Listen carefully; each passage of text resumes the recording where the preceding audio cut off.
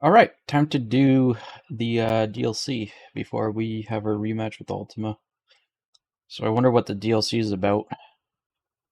It'd be kind of weird having DLC that is supposed to be done after killing Ultima to kind of flesh out the epilogue a little bit.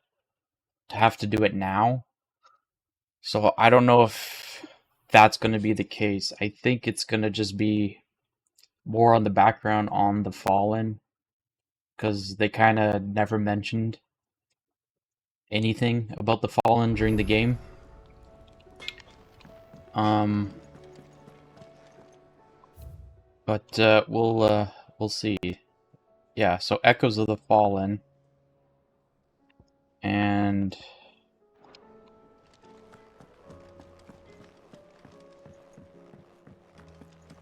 what's the other one? Here, let's see if we have everything on the table now.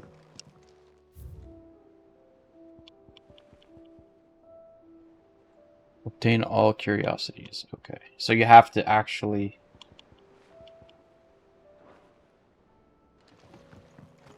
look at the table once you have everything unmarked.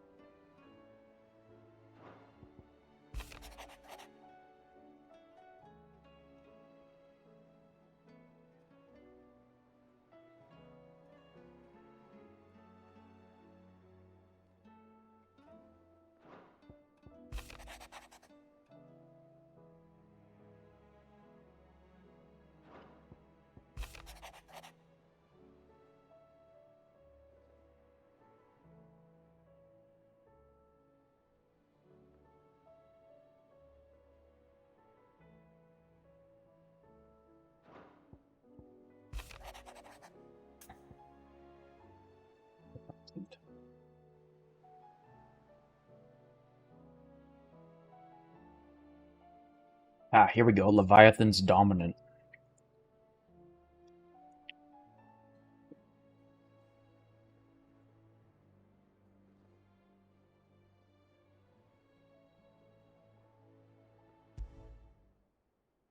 Okay. Leviathan the Lost. But why now? After all this time. Why, what now? Oh, I'm not sure you'd believe me if I told you. After all we've been through. I doubt there's anything that could surprise me at this point. All right then. Rouse Joshua and meet me in the mess. We'll talk there.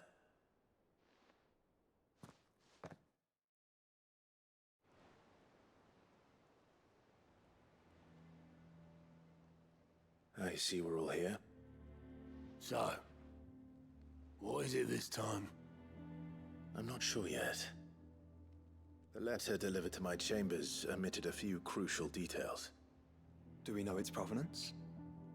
That was one of the details it omitted. But whoever the sender was, it seems the Dame held them in high enough regard to point them in our direction. The Dame? Well, she's not one to waste our time. It must be important. Important might be an understatement. If the letter is to be believed, Leviathan's Dominant is in danger. And someone wants us to save him. Leviathan? So the Warden of Water has finally returned. What has it been? 100 years? More.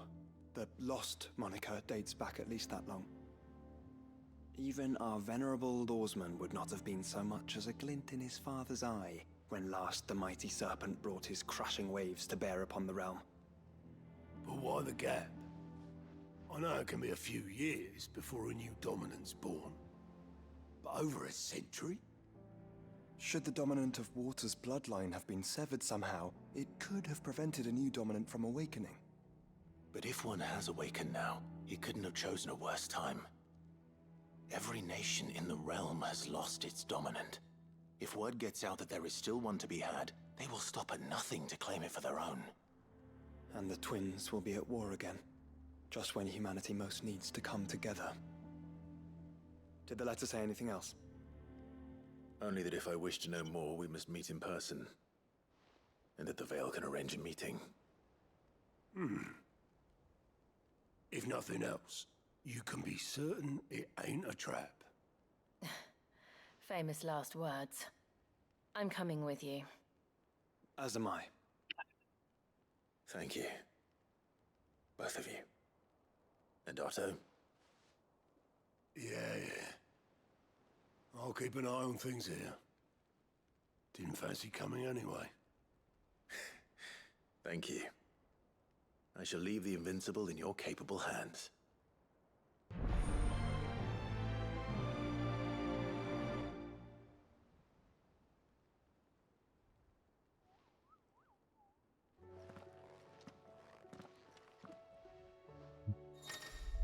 So we gotta put the calm. Fine.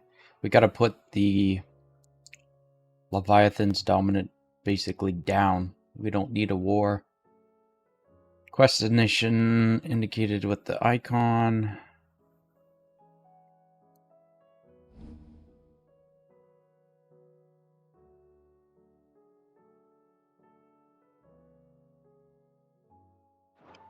Okay.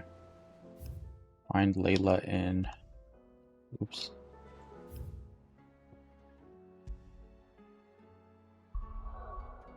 Northreach.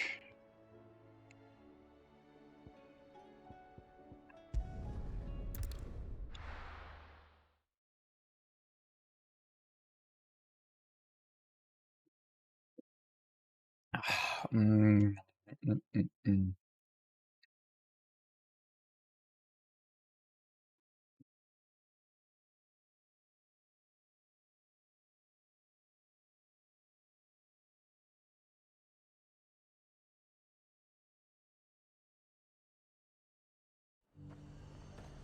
The garrison said they take another 100 of me. To the Veil it is, then. Think twice.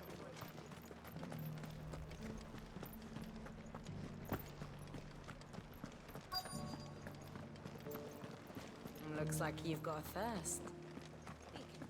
But enough talk. How about we... Fancy a peek behind the veil, my lord? I'm looking for a Layla. You found one. So, will your friends be joining in? Or just watching? We're not here for your services. We simply want to talk. What you do with your time is up to you. The price is still the same.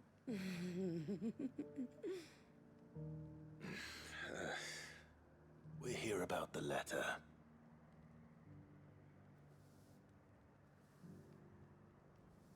Oh.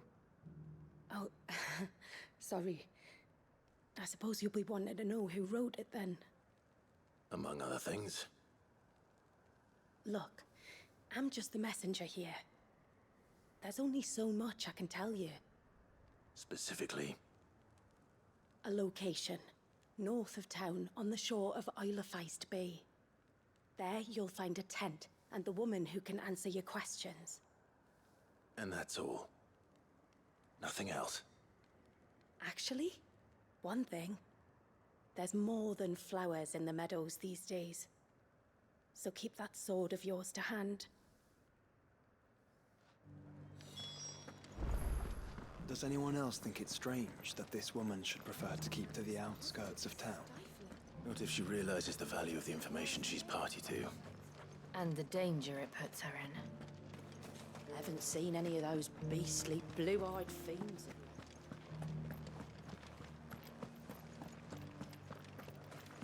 Do be careful. I will.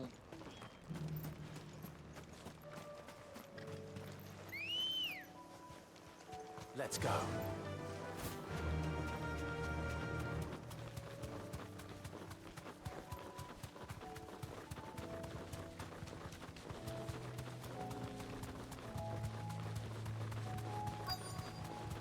tent is where Layla said it would be.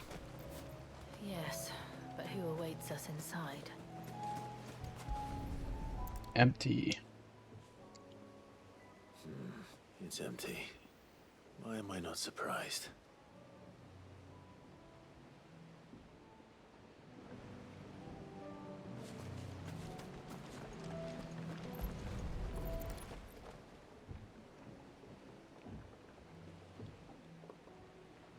A boat. No prizes for guessing who that belongs to.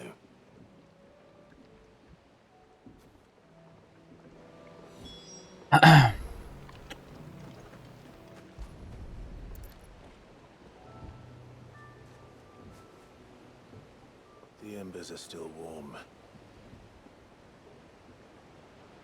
So you're Sid.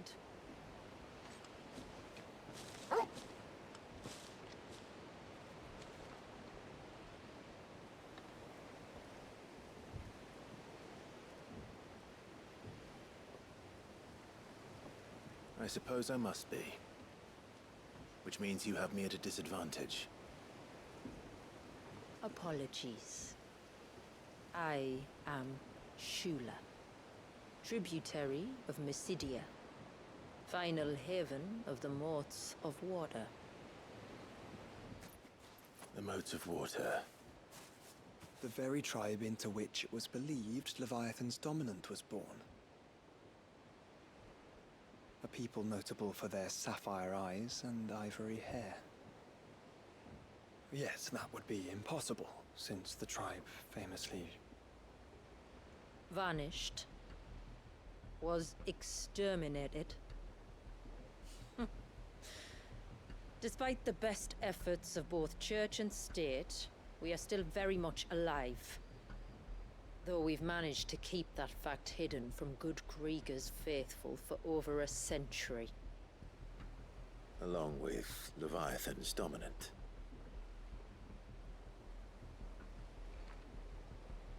That wave out there. What do you know of it? The Surge. Only that it's been there a long time. Since the fall of Drake's Eye almost a century ago. Some claim the two are connected, but none can speak with any certainty. So in other words, you know nothing. Not that I'll hold it against you.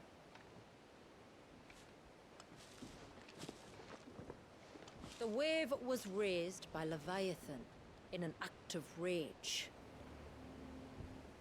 Moments before the waters were stayed, and the icon and its dominant bound within. And you want us to? Rescue him. Yes. You see, a little bird told me about a certain outlaw with a singular knack for putting unruly dominants in their place. And ours is about as unruly as they get. For years, we've searched for someone who could hold their own against an icon. Someone just like you. So what do you say? Will you help us? What exactly did your dominant do to warrant this punishment? What did he do? He committed the greatest crime one of his kind can. He was born. He was born. But he deserves a better fate than the one my people forced upon him. He deserves to be free. As do we all. Very well. Far-fetched though your tale may seem, something tells me you speak in earnest. So we will do what we can for your dominant. But first, you will tell us everything you know about him and the means of his imprisonment. I can do better than that. I can show you. Care to take a trip across the bay? My people await you there. Lead the way.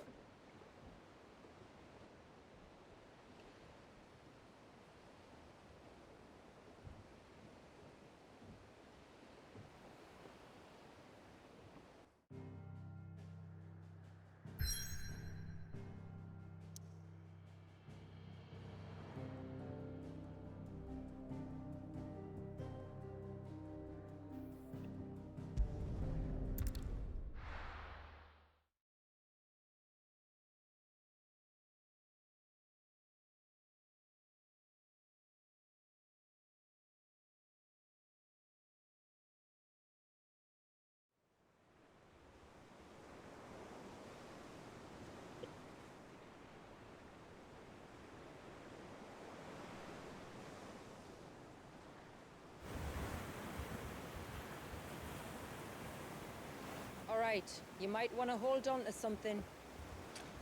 We're coming up on the wall, and passing through can take a bit of getting used to. I don't see any wall. Of course you don't. That's the point. It's a glamour woven by our ancestors to keep our village hidden from prying eyes. But don't take my word for it. Watch. Ooh.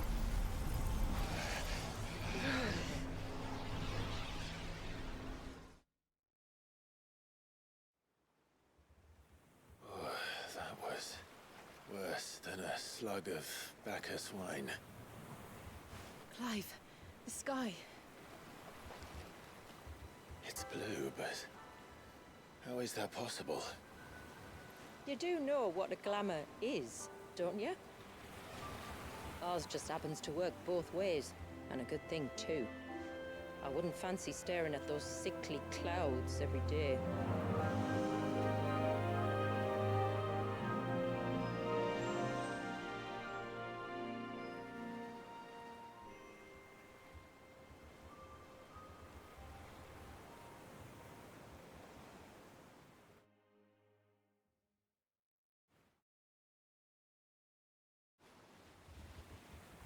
And that concludes our little voyage. We're here.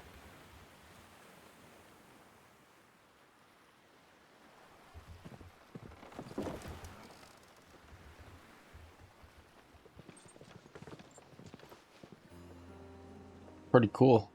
So they created like a whole new zone for the DLC, which is nice.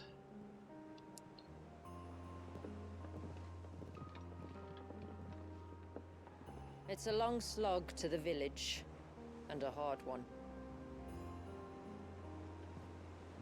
I hope you're up for a climb.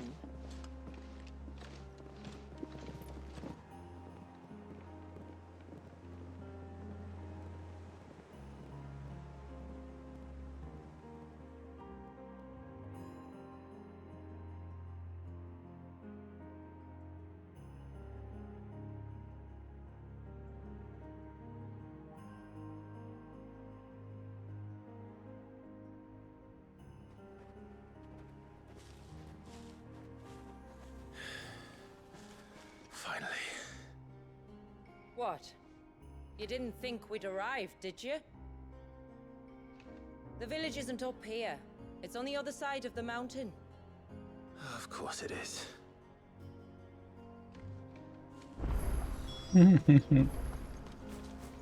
Mysidia.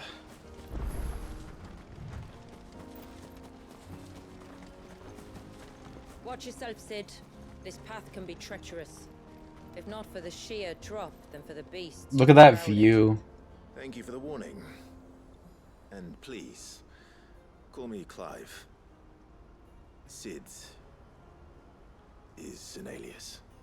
You will be pleased to learn, Lady Shula, that I have no such aliases. Is that so, Lord Margrace? It's all the same to me. Wow.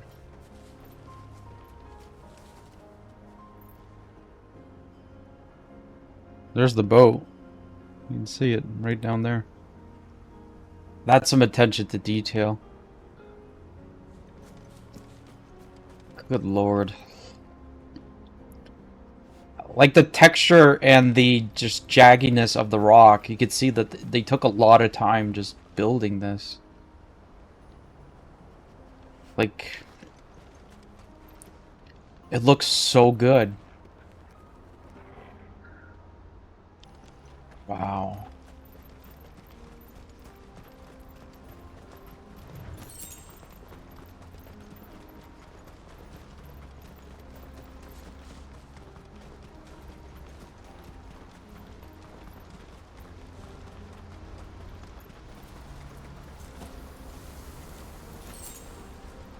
Without even up. I was wondering when they'd pick up our scent. Stand back. We'll handle this. Oh, will you now?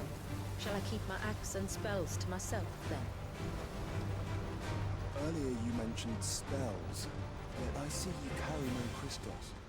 Since when did a bearer ever need crystals? But then, where is your brand? Waiting for me in Sunbreak, if I ever get careless. Then it's in for a long wait. We're almost at the summit. From there, you'll have a better view of our home.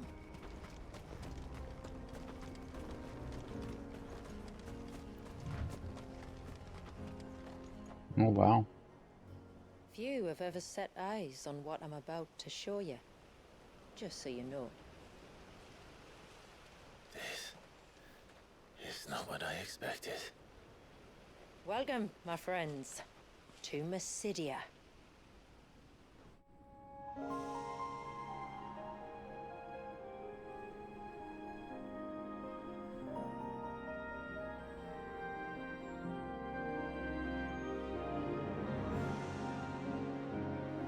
It's been a long time since I saw the North looking so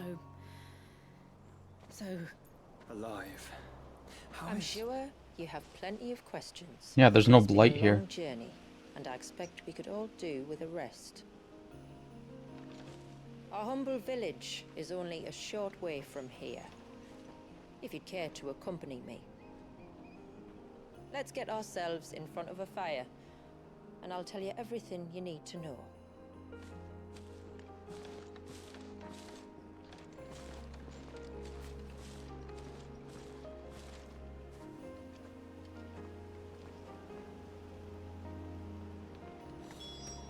It's beautiful, Shula. And we aim to keep it that way.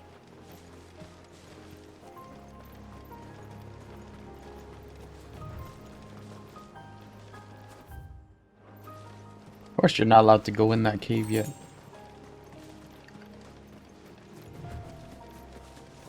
Are those stones glowing? That's one of the cairns which maintain the glamour. Steer well clear.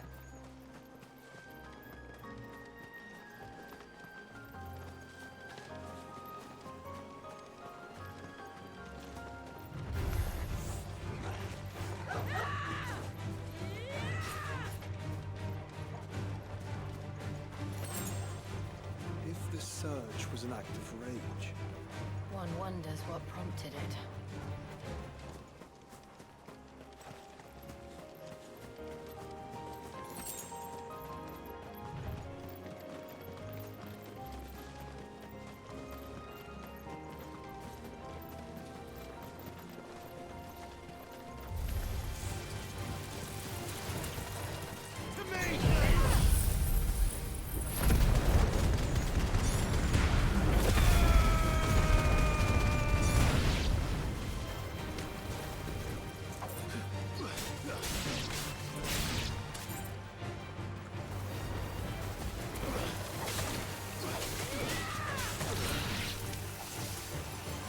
Oh, what?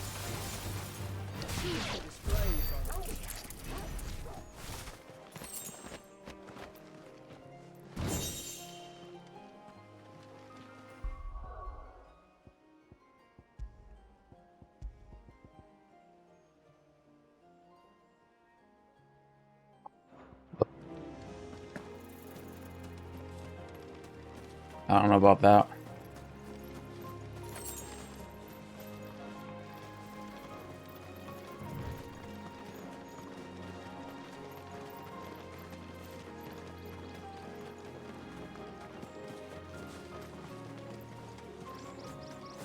could we not have spared ourselves the mountain crossing by landing further north? In clear view of the bay.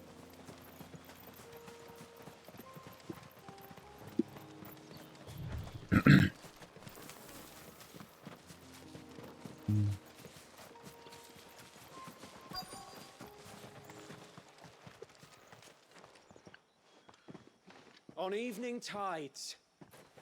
Does morning's light return? Open the gates! The tributary is home!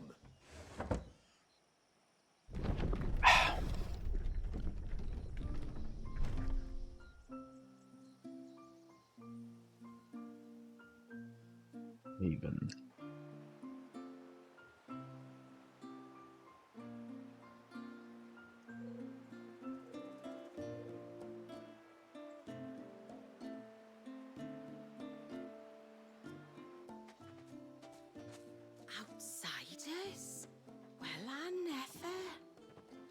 of the size of that dog? All right now, back to your duties. You'll have to forgive my people their curiosity. We don't get many visitors. Or any, truth be told. Then we are honored to be the first. This is quite extraordinary. Like stepping into another world. So do you believe me now? You've made it difficult not to, my lady. But how did your people chance to settle here in the north? Unless I am much mistaken, the moats of water long called the coasts of Southern Ash their home. Until Drake's Horn fell and the Blight forced them ever inland, where... We met our doom, along with our dominant. I see you've read the Gregorian Church's account, but perhaps you'd like to hear ours. That building over there is the Witten Hall. It's where my people gather to discuss matters of import. We can speak more inside, once the place is ready to receive you. It shouldn't take long, but you're welcome to explore the village while I see to things. Thank you. We'll do just that.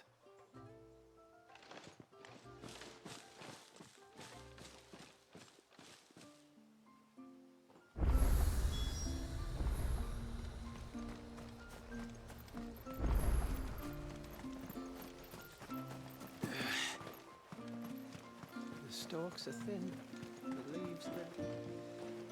I should dress this way.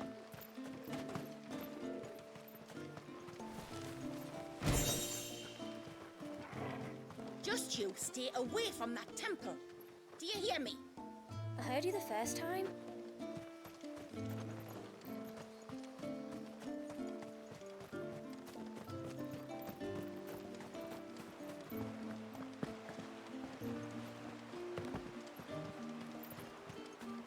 I'm sorry, but I don't like it. That'll be them then. Don't look like much if you ask me.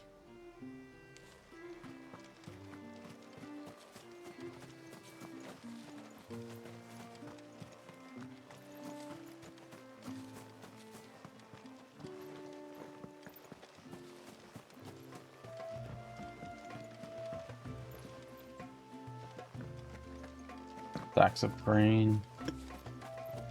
Yeah, it's just like your basic village. How long do you think this bridge has been standing? Suddenly, there were curls everywhere I looked. It was all a... Did you hear that, girl?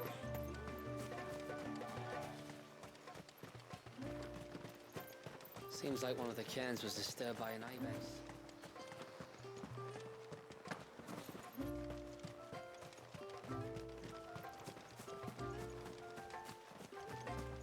Please, Grandad, tell us another story about the witch.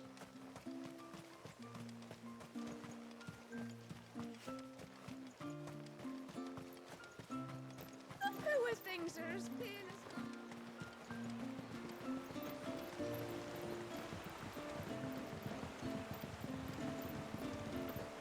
Okay, everything else is blocked off.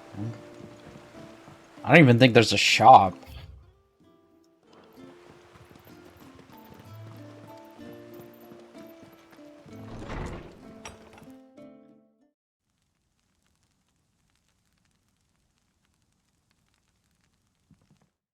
I'll be right back.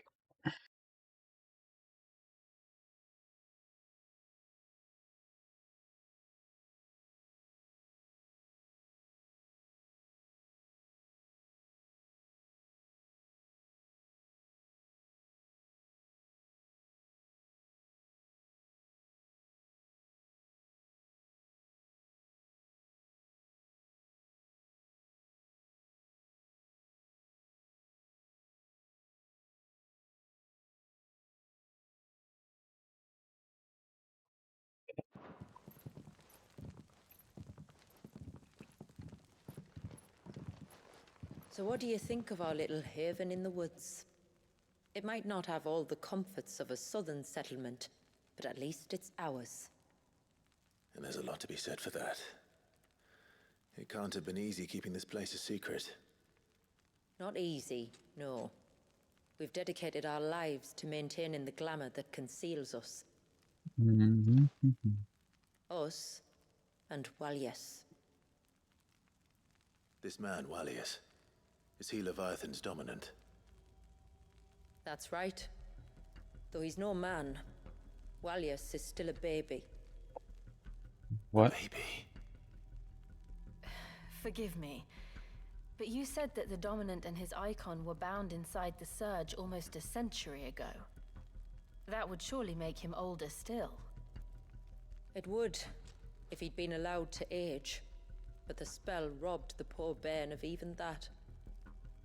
I'm sorry? Walyas was the son of my great-grandfather. Leviathan awoke within him almost immediately. But instead of allowing the lad to live out his life as a valued member of the community, my ancestors sought to put his power to other uses. Sadly for them, the icons sensed their treachery and summoned a wave so large it would have swallowed the entire village if my ancestors hadn't stopped him. Then it is not the Surge that binds the child, but time itself. Yes. Forgive me. I'm still not sure I understand. I'm not surprised. It isn't the easiest thing to explain. Which is why it might be better if I took you to see him. Show you exactly what he has to endure. That is why we came. Then let us be off.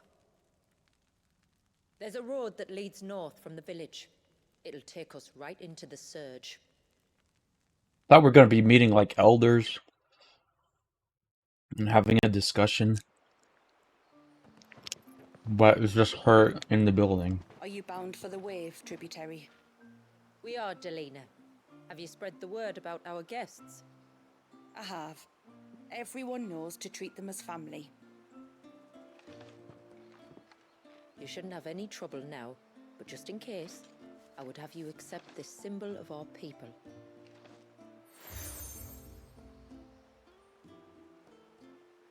That's very kind. I look forward to meeting the family. The feeling's mutual.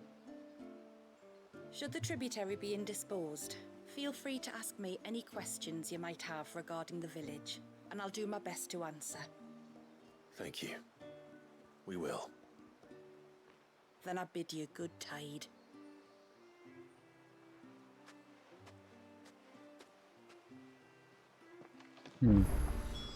Our storehouse lies across the bridge. If you're short of supplies, you may find what you need there. Though we will have to ask you for recompense, poor as we are. You are Sid, aren't you? The man the Tributary told us about? I wonder if you could help me. With what exactly? Oh, nothing too troublesome. Do you know my husband, Pavat? He's the village smith, among other things. Anyway, his name day's not far off, and I wanted to make a gift for him. He's a craftsman, you see, and he's been fretting about running low on the flowers he uses for dye making, so I wondered if you might collect some for me and give them to him. Would this gift not be better coming from you? Perhaps, but it can't, for reasons I can't go into. Please, I know it sounds daft, but I'd be ever so grateful. I guess. Fine. Which flowers does your husband need? The sweet little blue ones that grow around the fount. Elder's blessings, they're called. We use them to dye our fabrics so we always feel close to water like they are. You don't need to go to the trouble of picking them yourself, though. Just speak to the field hands and ask them to share their harvest with you. 2 basketfuls should be enough for my husband to be getting on with. 2 basketfuls it is.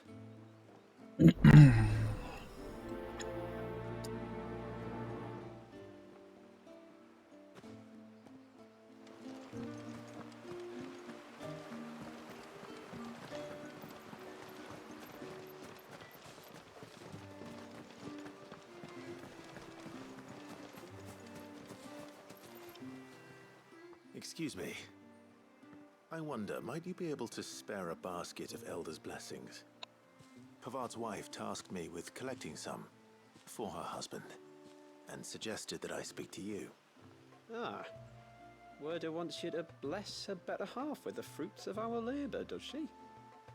Go on then. Give the old fool something to squirm about. I'm sorry. Ah, don't worry about it. An old fool Pavard may be, but if you come bearing gifts, he's not fool enough to turn you away. I'm glad to hear it. Thank you.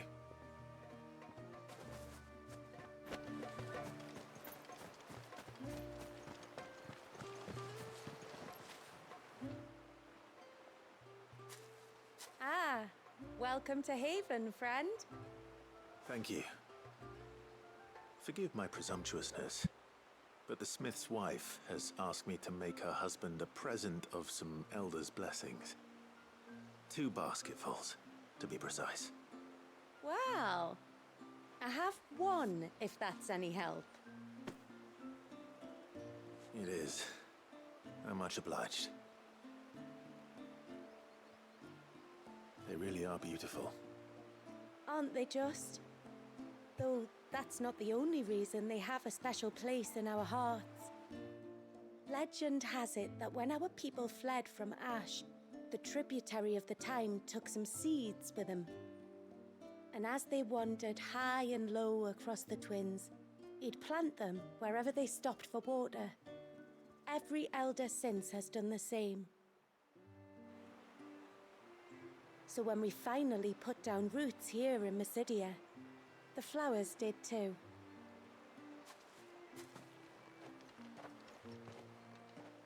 Well, that's 2 basketfuls.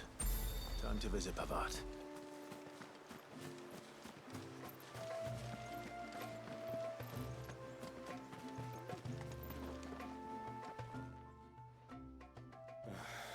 What do you want? Your wife asked me to bring you these flowers.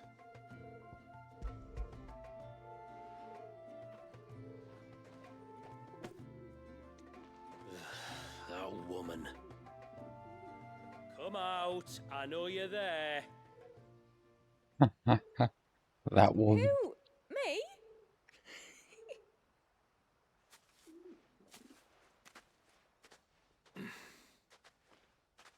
Would either of you care to explain what's going on? I'm sorry. I didn't mean to deceive you.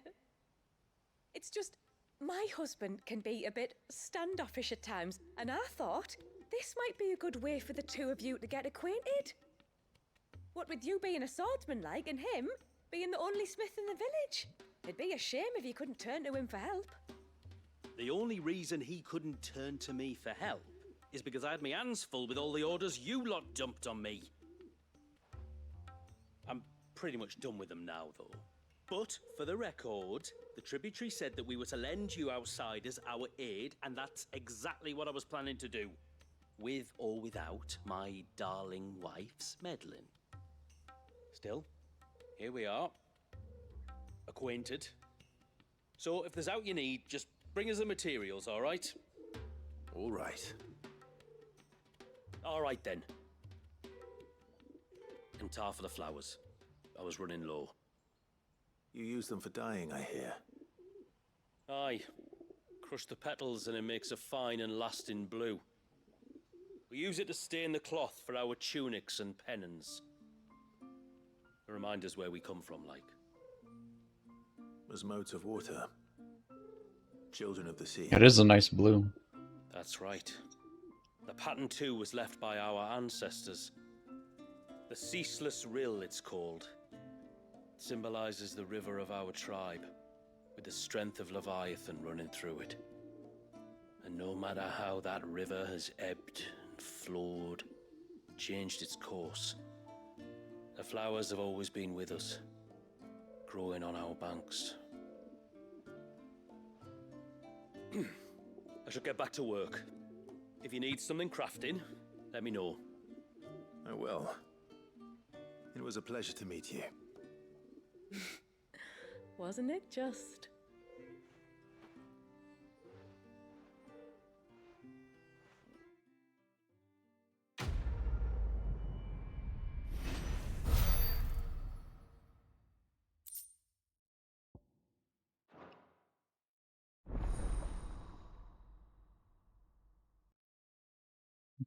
Mhm.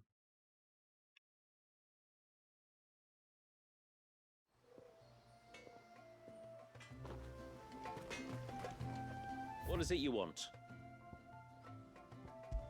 Hmm.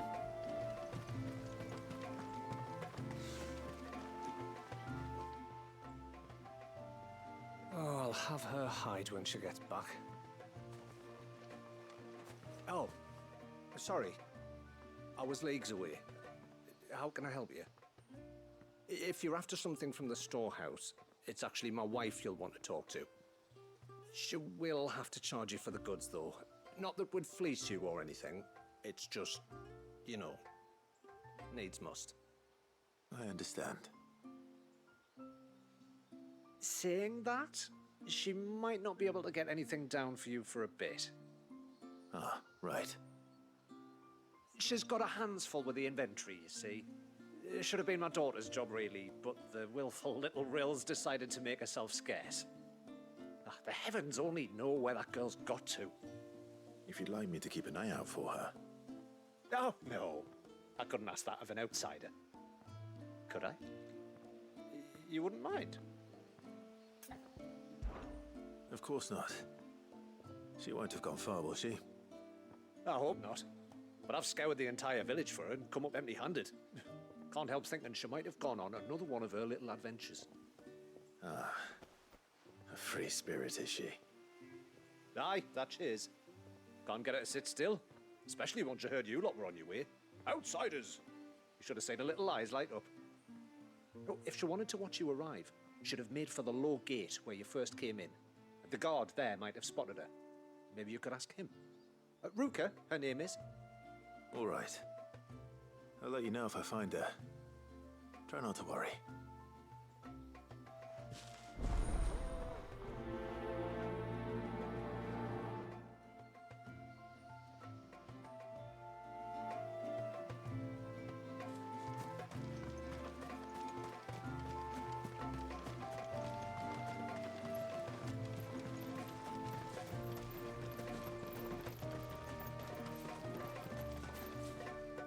Excuse me. You haven't seen the storekeeper's daughter, have you? Little Ruka? I have, as it happens. She went out through the gate not long ago.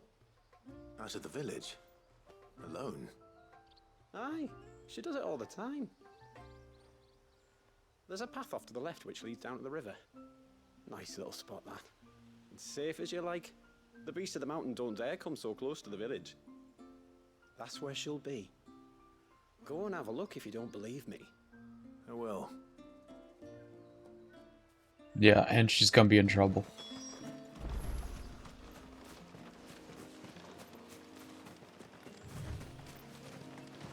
This must be the path.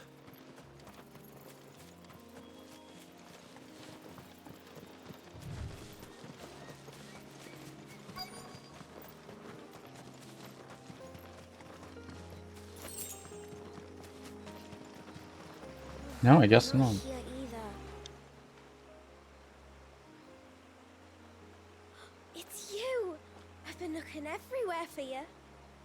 You must be Ruka. You know my name? Can you lot read minds? Your father asked me to keep an eye out for you. You left without telling him where you were going. He was worried. But I went to look for you. Well, now you found me. What do you say we head back to the village and let your father know you're safe? All right. And on the way home, you can tell me all about the world beyond the wall. I want to know everything. Everything might be a stretch.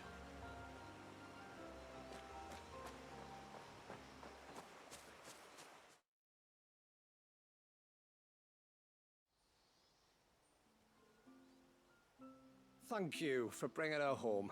And sorry for the trouble. Oh, no.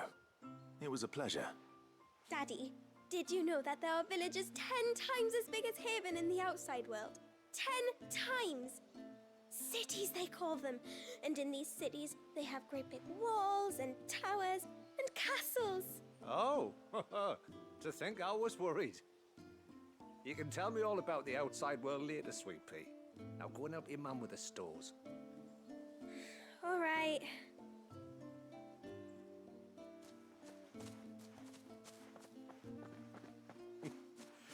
Thanks for putting up with her questions. She, has a lot of them. One of the big ones being, what are the people beyond the wall like? Reckon you've made a good first impression. Are we the only ones she's ever met? That you are.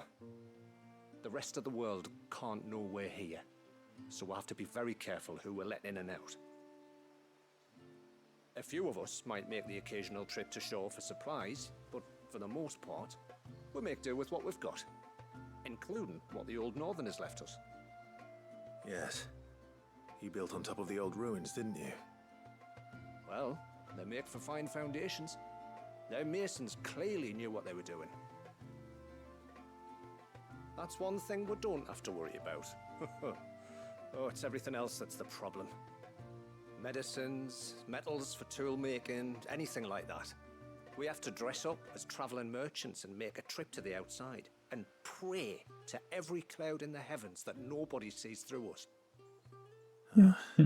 Which explains why you need Gil. Aye. And now Ruka's back, my wife should be free to assist you with any potential purchases. So please, do make good use of our stores, because we fully intend to make good use of your coin. I'll be sure to keep my purse strings loose.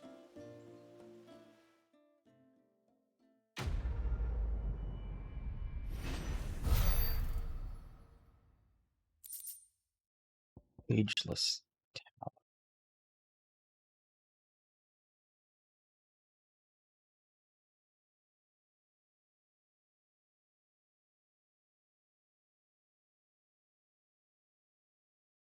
Wow, they actually put a lot of effort in the description there. Even stores now available. Oh, look, the shop. Thanks for bringing me daughter back. I don't grudge her looking for adventure, but she's got to pull her weight like the rest of us. Anyway, now we've got the inventory done, I can attend to my own tasks, like seeing to our visitors' needs. So, what's the route you wanted? When you've decided what you want, just let me know.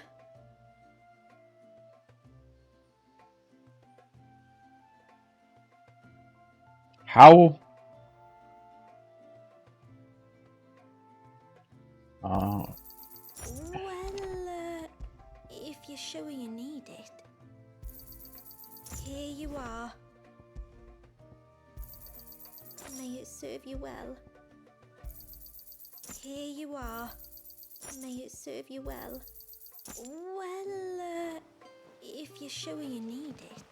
What do you think the tributary sees and knows outside? How long do you think this bridge has been standing?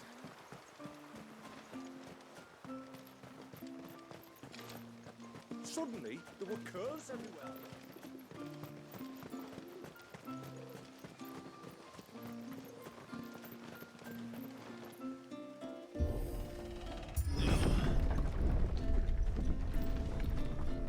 Off to the surge, are you? Well, just you stay close to the tributary. We don't want you getting lost in the forest. I like how everything's voiced. Ships? It's so We're not still leagues from the shore. awesome.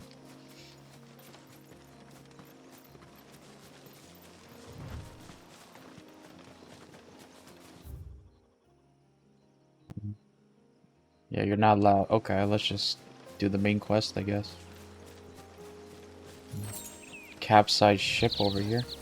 The quickest route to the surge is due east, past the second galley. Shula, how did these ships come to be here? What do you imagine happens when an icon of water gets angry? Really, brother? Did you have to ask? Oh, these fucking lizards. Tonberries. Foul creatures consumed by their hatred for everyone and everything. They can one-tap you if you're not careful. Sharp knives, it seems.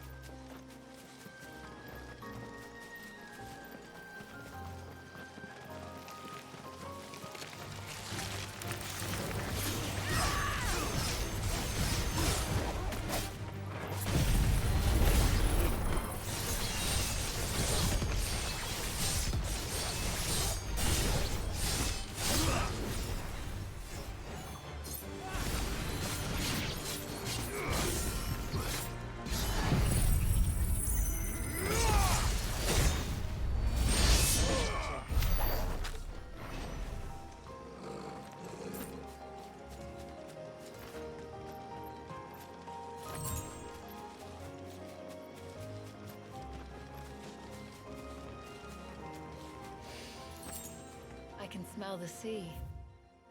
It's not far now.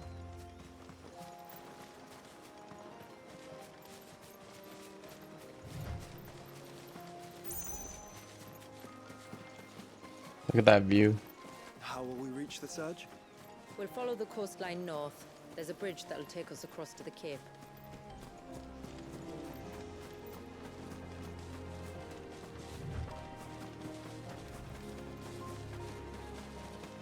Might I inquire about the Ray of Light? It's what prevents the surge from being reclaimed by the sea. And Dwalius by his people.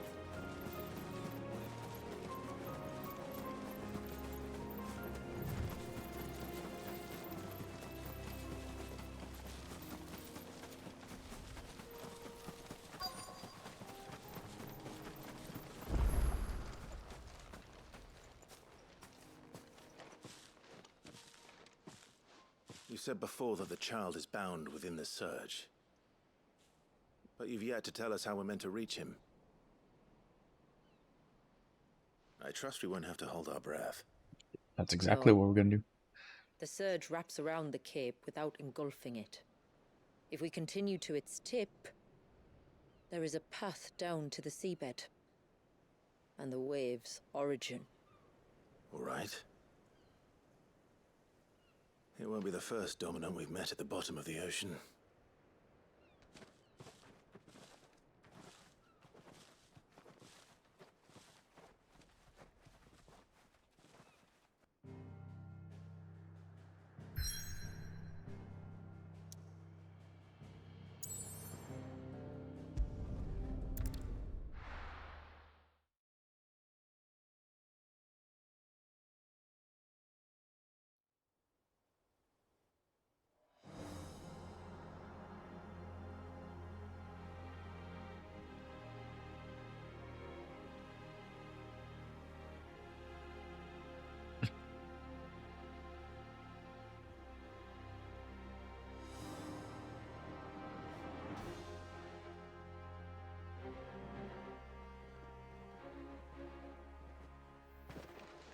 It's not much further now.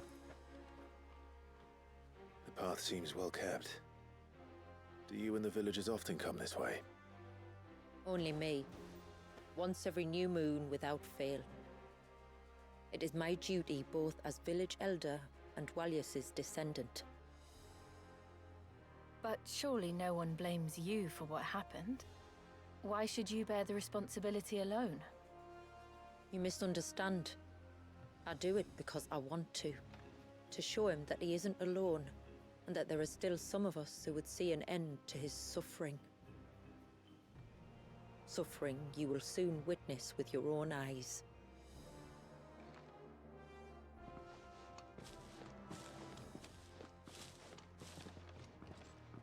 The forest grows quickly here. Left unattended, the path would be reclaimed in a matter of moons.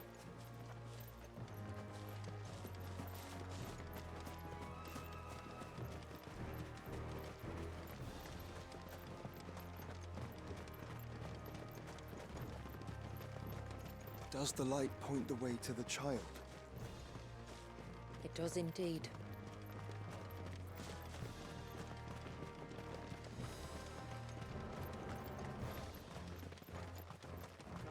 Look at all the droplets of water suspended in midair.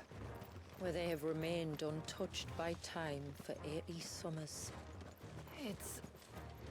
It's not right. No. It's not.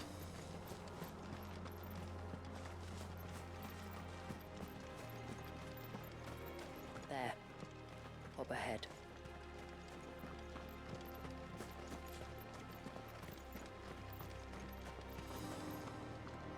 Oh wow. It's like a crater.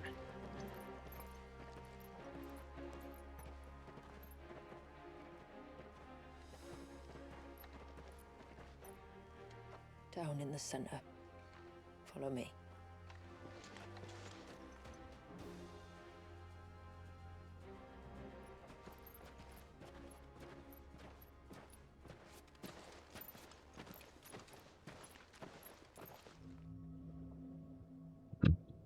Jeez. still primed?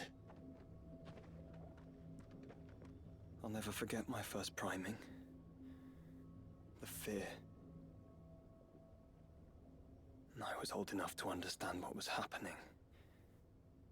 One can only imagine how this poor child felt.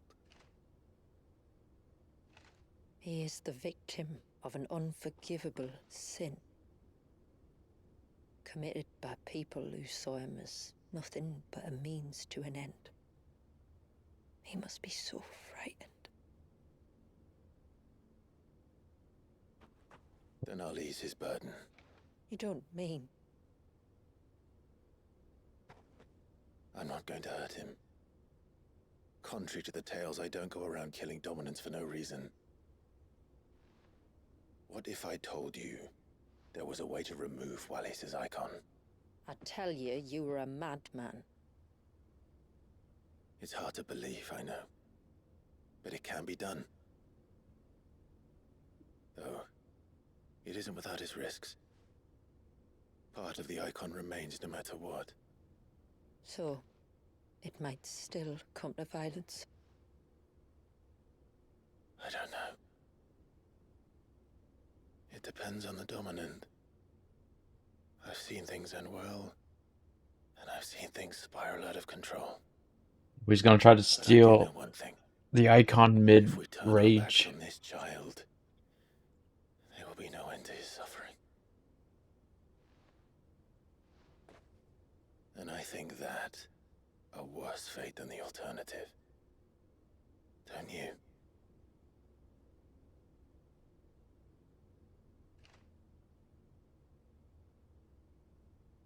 Very well. Do what you must. And whatever happens, I will own the consequences.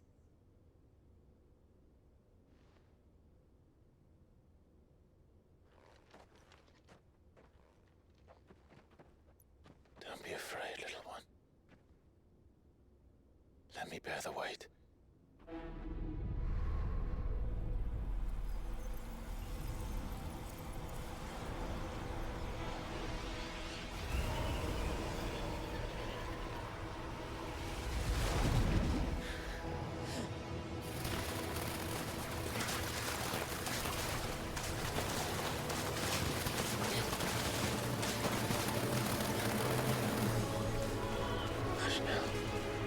It's going to be all right.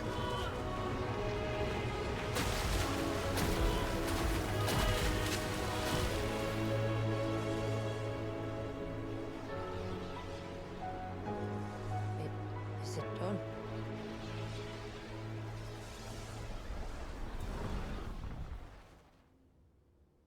I think so. I can feel the icon inside me. But something's wrong.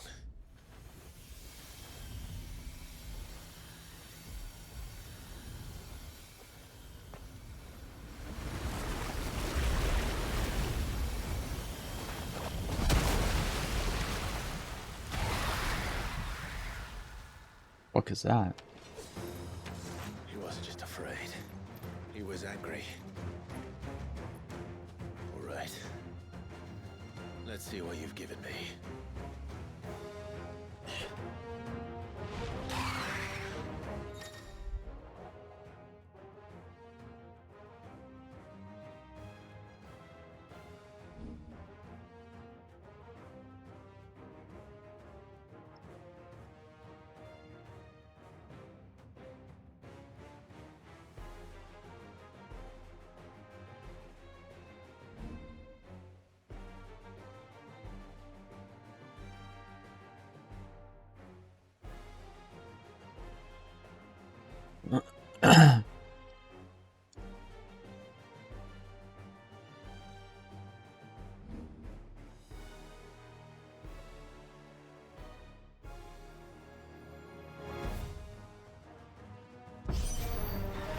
Leviathan! No, just an eggy. But a formidable adversary nonetheless.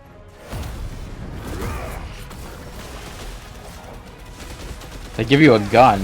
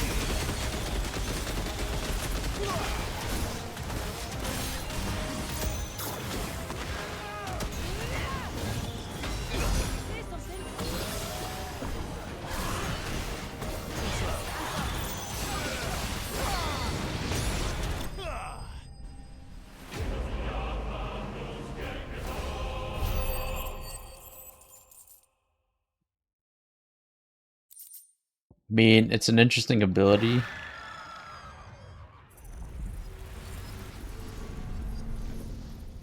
But, like, why? Is everyone all right? He seems calmer now. You said Walius was frozen in time. But he knew we were here. How? I don't know. She's been there for 80 years conscious? He's never reacted to anything or anyone. Until now. The child has been bound for nigh on a century. If he has been conscious from the first, we must remove the seal at once. It's not that simple. I wish it were, but... there's more to this tale. It would be better if I explained back at the village. I see. Then let's return before it gets dark.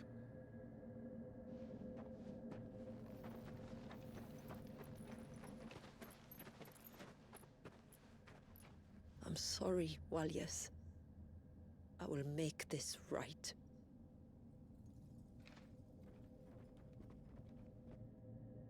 That's horrifying.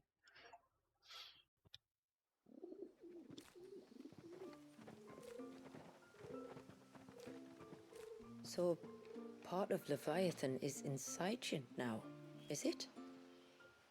Does it hurt? No.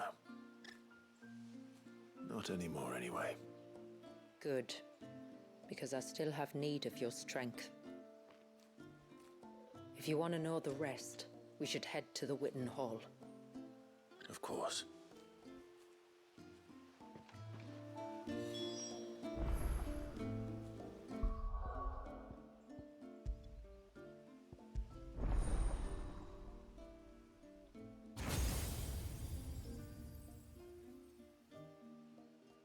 Okay.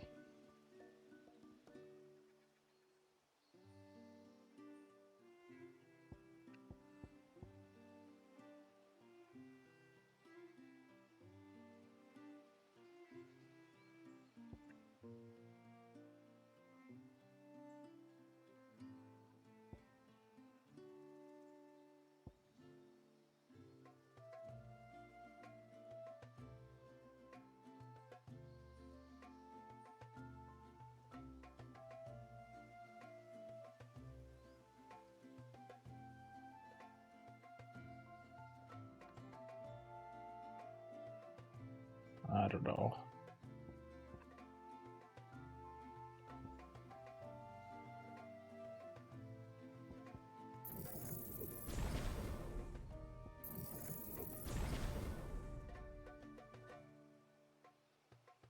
Look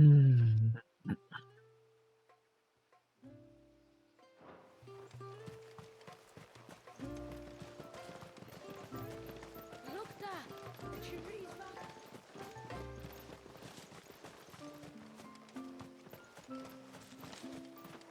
I really like my setup right now. Yes, my lord. My name is Delina. By way of example,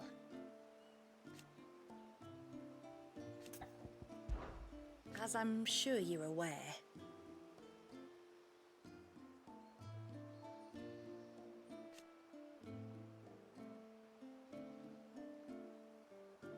the secret of the spell itself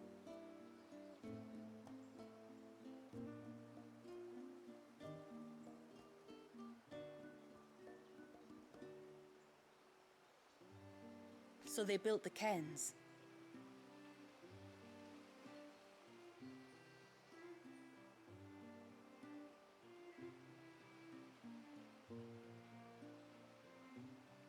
And thus we hid ourselves away.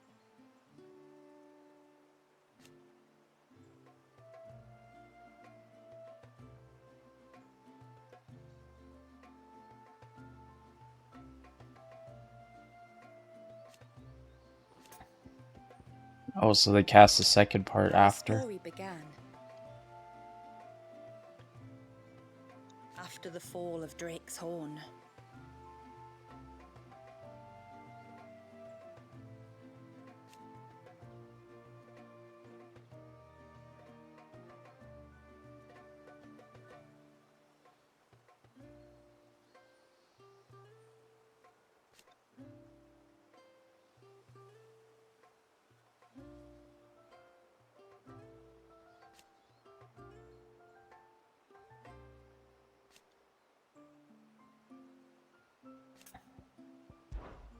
Fare you well, my lord.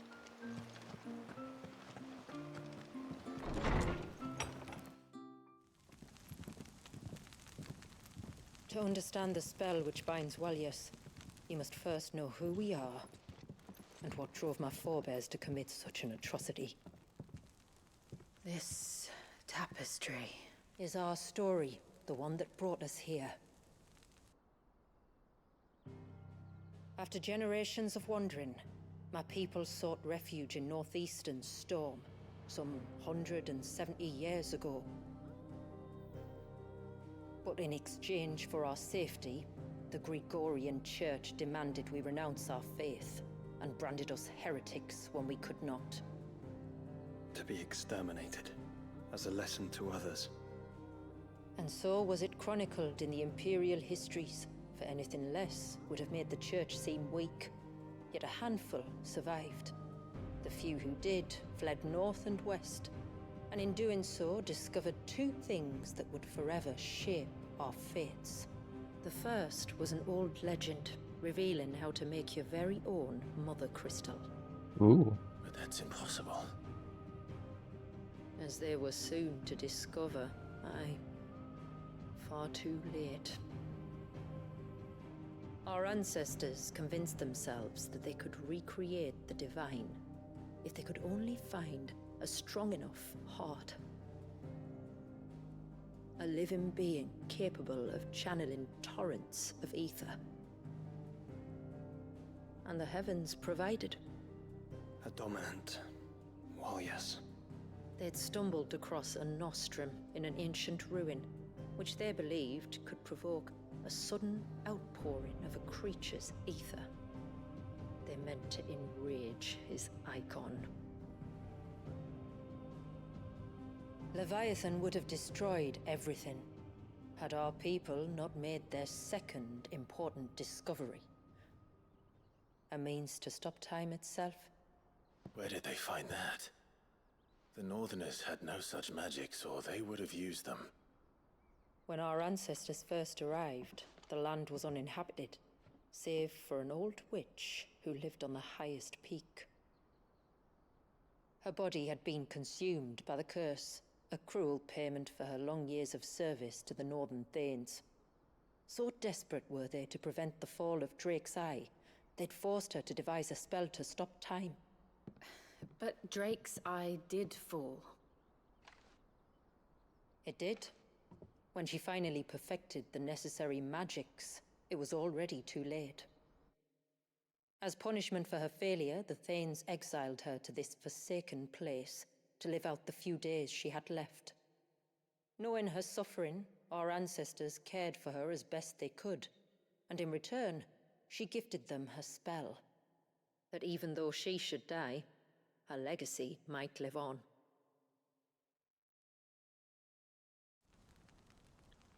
So armed with both the knowledge of the ancients and the secrets of time, our ancestors settled upon an ambitious plan.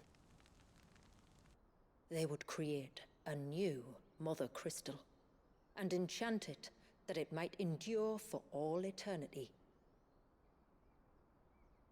Thus would our people's wandering, our suffering, finally end, and prosperity visit us once more. And all it would require was the sacrifice of a single child. A small price to pay, or so they believed. Another victim of man's blind reliance on the Mother Crystals. So we know the seal source. How do we break it and restore the flow of time? Do you recall the Dome of Light on top of the cliffs to the west? Inside lie the ruins of an old temple. It was there that the witch built the Vare, a conduit of sorts that channels her remaining ether into the Surge. But it's been a long time since anyone set foot in the place. And now, there are others who claim it as their own. Then we shall go prepared for a fight. That said, it may be best if one of us stays behind. You think the village could be in danger? We saw the ether flow from Wallius in all directions, but only encountered a single familiar. There will be more. And should even one make its way here, I doubt the walls could hold it back for long. Then I shall stay. The Phoenix will see your people safe, Tributary. You have my thanks. Very well. No, it's a very good call. I fear time may no longer be a luxury we can afford.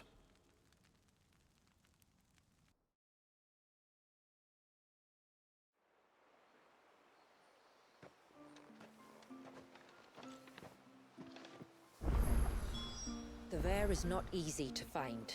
We must first head north, and then west, deeper into the forest. No sign of the child. Reckon my steel's just as good as any. How?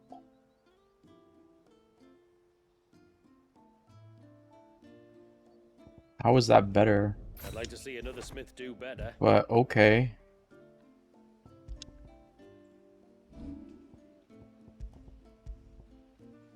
Till next time, then. A random orb makes a better weapon than the legendary I just made. Try to breathe. Okay. That's it. Is everything all right? Ah, you're the outsider. I'm Fanit, healer by trade. And this is Talor, one of my patients. He took ill not long after you arrived. Nothing too serious, I hope. I hope so too, but... But... This affliction, it's like nothing I've ever seen before. He complains of feeling chilled to the bone, but there's no fever to go with it. And my most powerful antalgic hasn't done a thing to ease the pain in his chest. I'm starting to wonder if his condition might require a different kind of treatment altogether. Shula said that you were here to help us. You couldn't help me, could you? I'd be happy to. If I can. You can, don't worry. All I need you to do is speak to Talor's son, Pavat, over at the forge, and ask if he knows what his father was up to before he came down sick. Something must have caused this, and I want to find out what. The trouble is, Talor's too weak to speak, and I can't leave his side for long. So while you talk to Pavat, I'll pay his wife word a quick visit, just in case she knows anything. All right.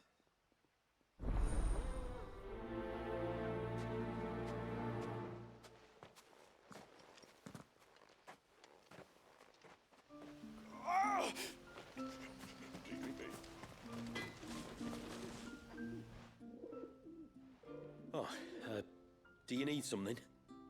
I do, though not from the forge. Fanit asked me to speak with you.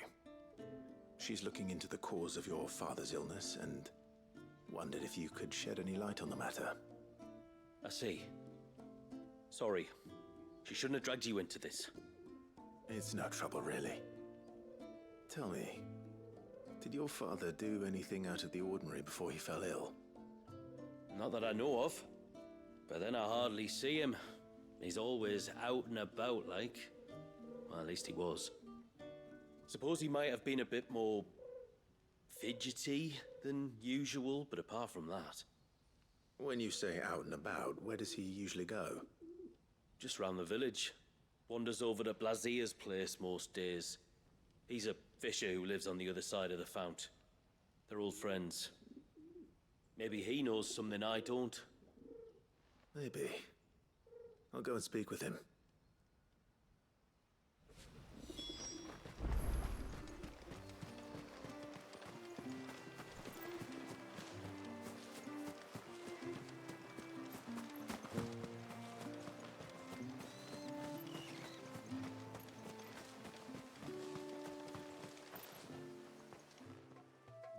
Greetings, stranger.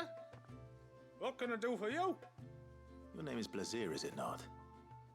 Pavat tells me you're a friend of his father's, and that the two of you may have spent some time together prior to his illness. His illness? Talor's never been ill a day in his life. I don't know why he'd start now. Oh, Fanny doesn't know either. It was was she who asked me to look into his recent behavior on the off chance it might explain how his condition arose. Oh, I suppose there was something that struck me as a bit odd. He kept asking about the woods. Did you see anything strange on your way back from the shore? Are you certain? Do you swear? That kind of thing. I didn't, of course. But he wouldn't let it go. It was like he was expecting something to happen. It was just a matter of when. Not that I know what. But he never told me anyway. Well, that certainly does sound unusual. And it might just be what Fanet is looking for. Thank you. Don't mention it. Oh, and when you say Talor, wish him the best from me, yeah? Let's see what the healer makes of this.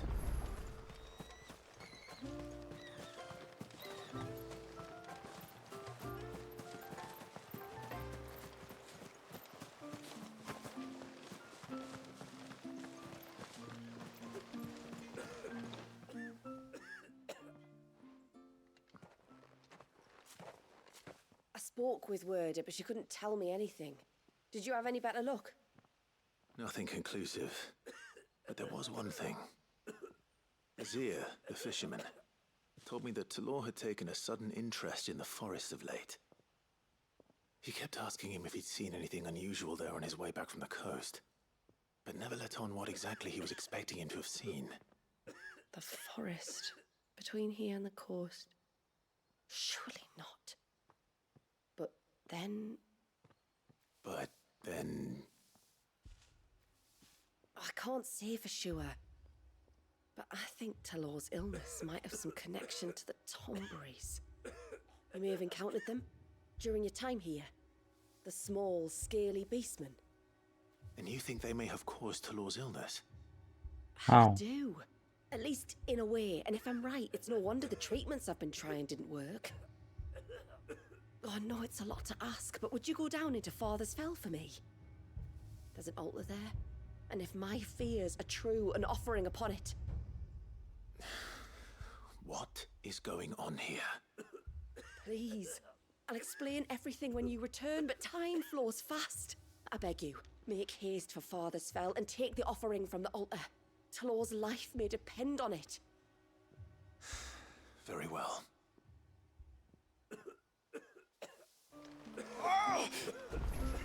Leave me be. Alright, let's collect all the quests. No sign of the child.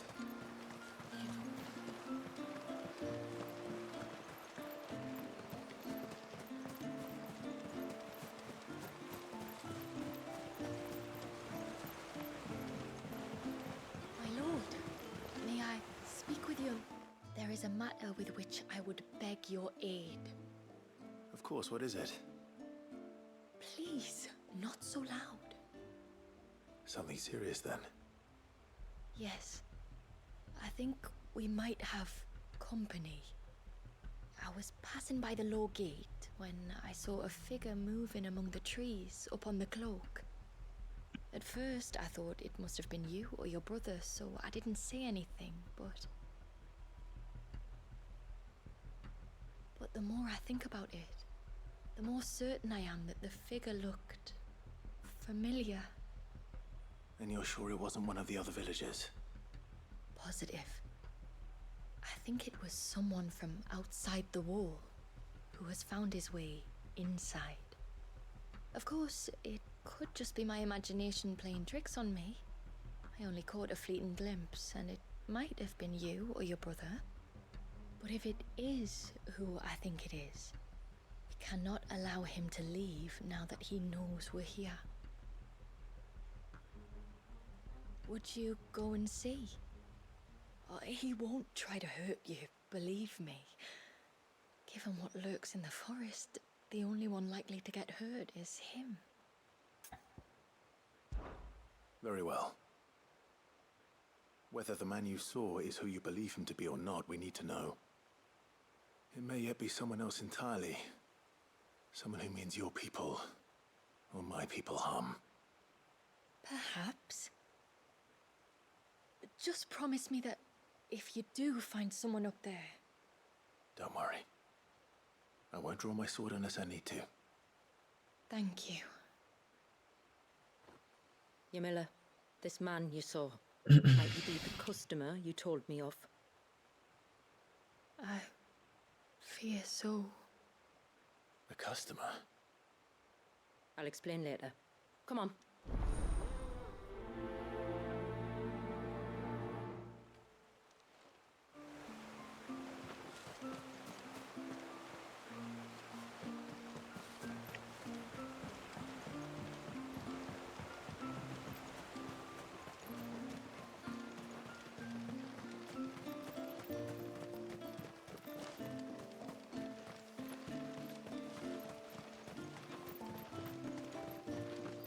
Oh, I never should have let him go alone. Ty, take me. What am I gonna do? You've got to help me. Shula said you were a force to be reckoned with. Are you? Why do you ask? Eh? Oh, sorry. I should explain. My name's Kitav. I'm worried about a friend of mine. He went into the forest and he hasn't come back. Would you help me find him? I can try. Tell me what I need to know. Of course. You know about the glamour our ancestors cast to keep this place hidden, right? Shula told us about it, yes. Right. So you know the cairns we use to maintain the spell? Well, it's me and my friend's job to maintain them. If it weren't for the likes of us, it would have faded years ago. So your friend went into the forest to visit one of these cairns? Aye, that's right. He said he was going down to Father's Fell. There are 2 cairns out that way, one by the banks of the Swift Run, and another near the Winged Wains, the ships in the forest. All right.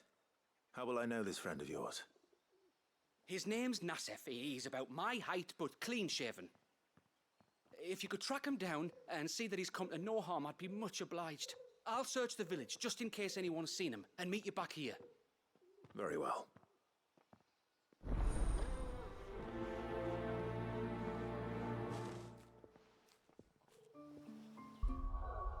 I'll be right back.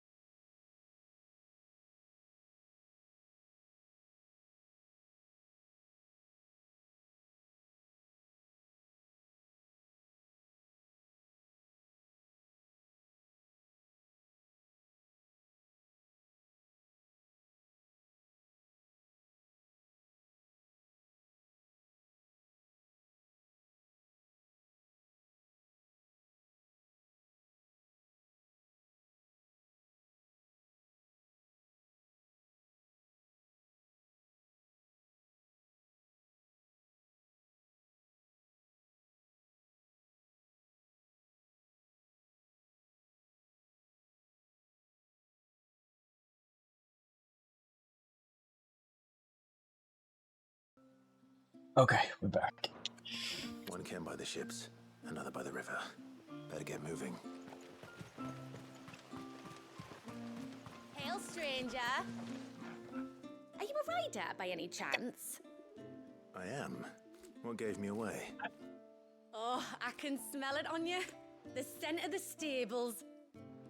And not just any stables. Something tells me you've never been one to ride half-starved birds with chine gall and wet beak. If I had a guess, I'd say your bird eats only the finest greens and has her feathers groomed twice a day with a curl hairbrush.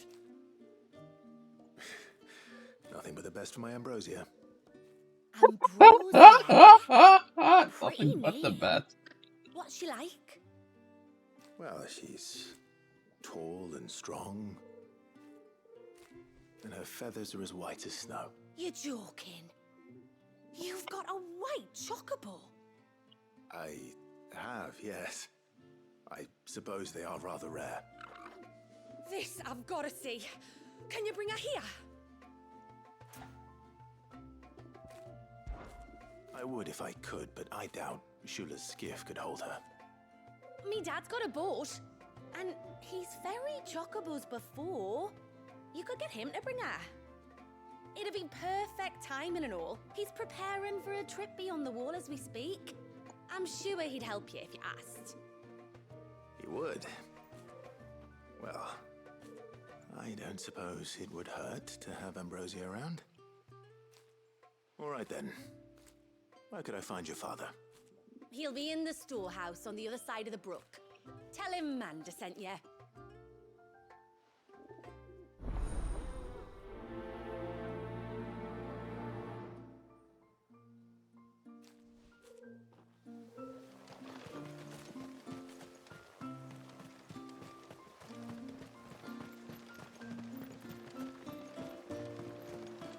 Bastard things. Well, let's do this one first. I wonder if I could... Another quest here?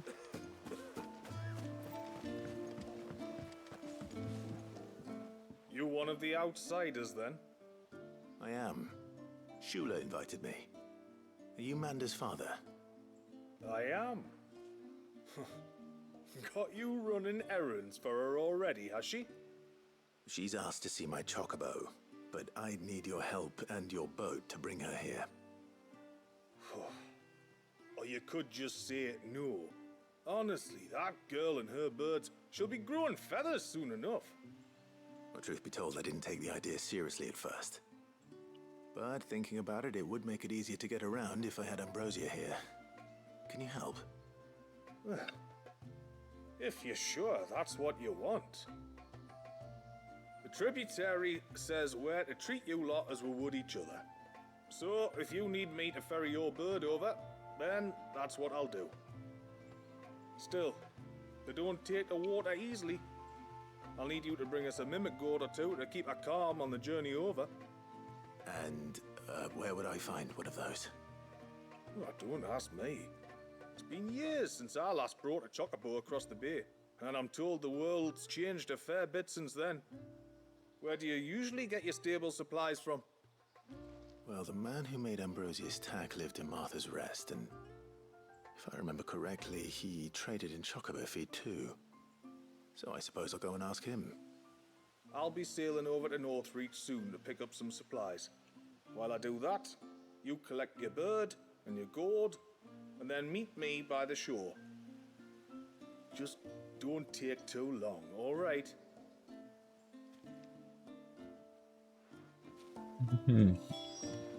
So we'll do this quest now, and then we'll do that Ambrosia thing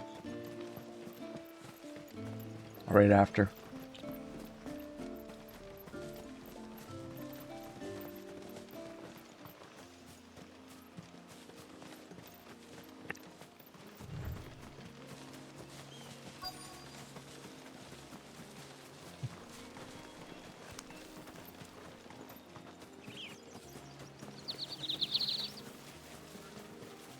Ooh, what's that?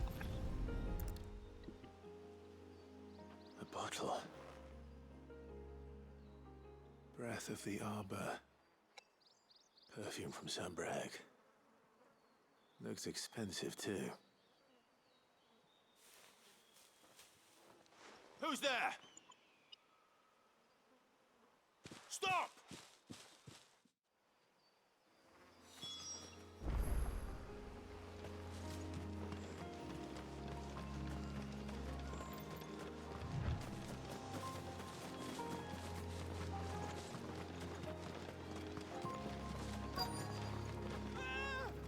No! No! Hang on! I'm coming!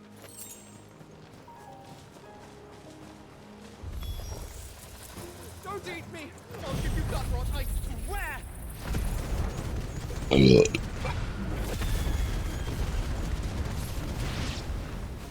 Stand back. I'll handle this.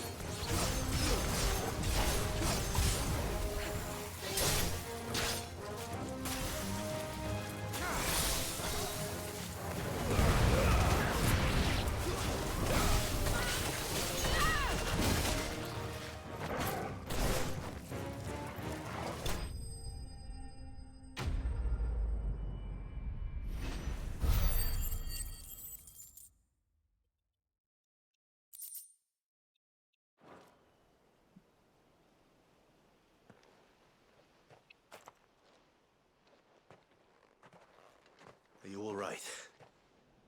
I'm more than all right. I'm saved! Oh, I could kiss you! Maybe you should introduce yourself first. Hervey! I knew it was you! What are you doing here? I came to see you.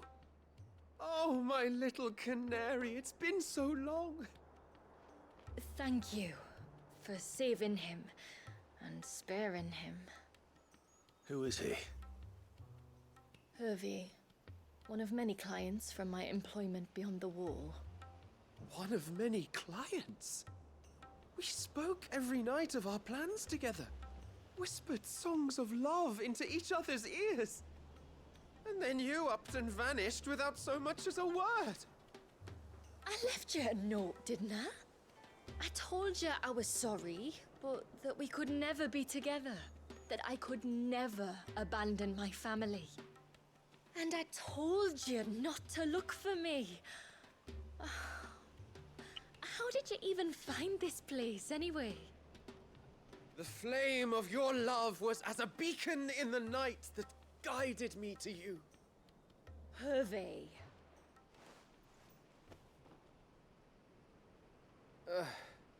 I was walking by the coast near Northreach when I saw a lady who looked like you. Eyes like the ocean. Hair like the driven snow. The next moment, she and her companions were jumping in a skiff and sailing out towards the wave. So I, borrowed the nearest boat and started rowing. It must have been Shula bringing us here. So what? You rowed, found a nose how many leagues across the bay, simply because you saw a woman with white hair. And as I did, the skies changed from a dull and hopeless grey to a bright and benevolent blue. That was when I knew for certain that my little canary was close. Oh, why did you come? You should have forgotten me, as I tried to forget you.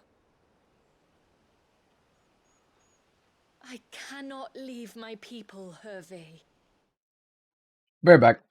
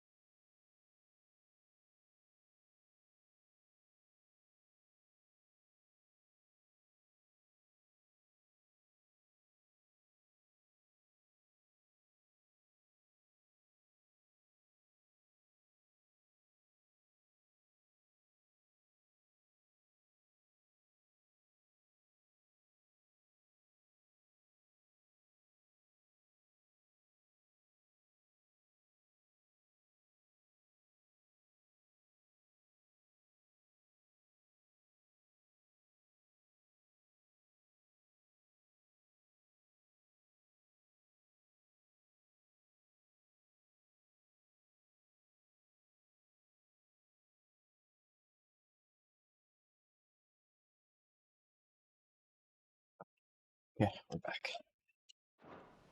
And now that you know about this place, neither can you. We must return to Haven and accept my family's judgment. I'm to meet your family. Oh, my little canary.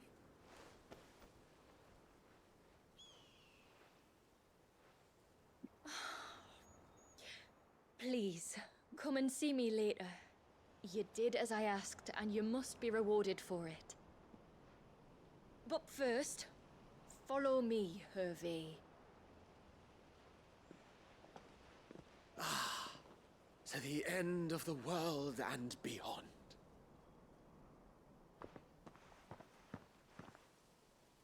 Is he gonna get executed? You should never have found this place. How could I be so careless? Don't blame yourself. I doubt anything could have kept that man away.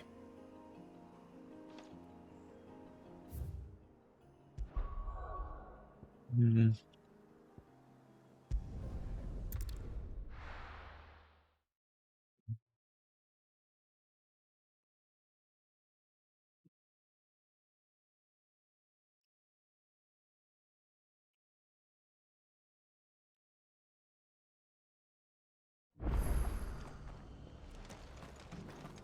We've got a few rooms going spare now. You want a bed for the night? You speak to Martha. I remember you. You're the one who saved Whiteheart. How's the old girl doing? She's very well. Thank you. Oh, don't thank me. You're the one who saved her. Anyway, what brings you to the rest today? I was hoping to purchase a Mimit gourd. And I thought you might be able to tell me where I could find one. Oh, reckon I could do better than that. Just so happens, I've got a whole cartload of the blasted things. Not a buyer in sight. Really? Aye, you'd be doing me a favor taking a few off my hands before they turn to mush. But just be on the lookout for wild birds, eh? Don't want them chasing after you like they did me. I will. And thank you. Oh, you're very welcome. Any friend of Whiteheart is a friend of mine. And in times like these, friends have got to stick together. We certainly do. Northreach, then. Wouldn't want to keep Anders' father waiting. That was easy.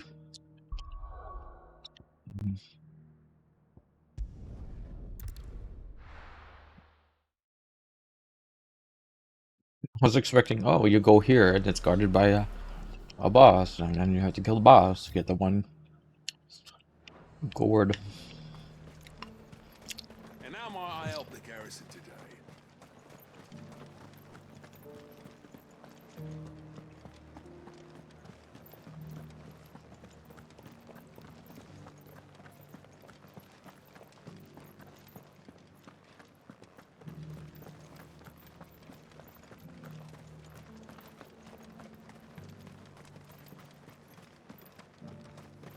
Those things didn't fight like men.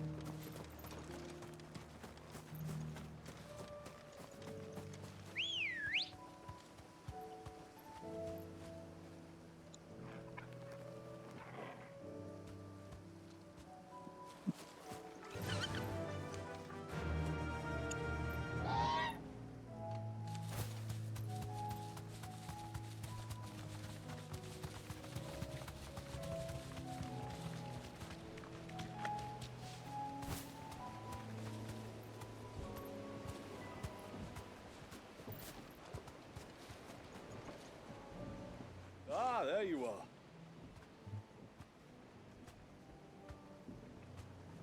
And this must be Ambrosia, was it? Oh, she's a real beauty, isn't she? I have the Mimic gourd too. Here.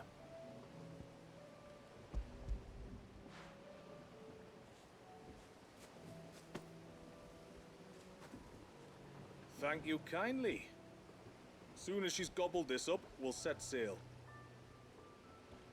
We're going to take a little trip across the bay now, Ambrosia. Don't worry. You'll be all right.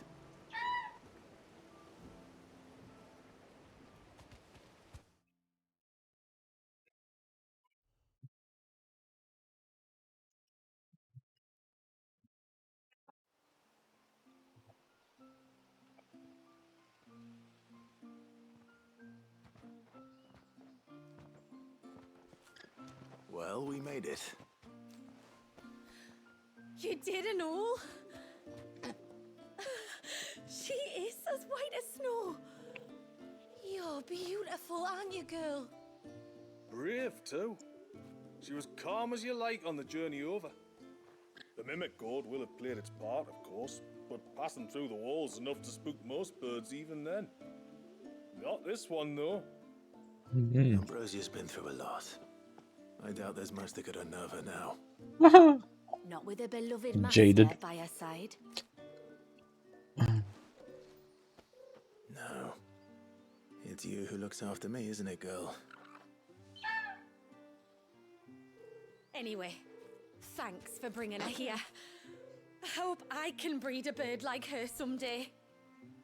And if you and Ambrosia need ferrying back to Northreach, you only need say the word. Thank you. But I think we might explore Mysidia together. What do you say, Ambrosia?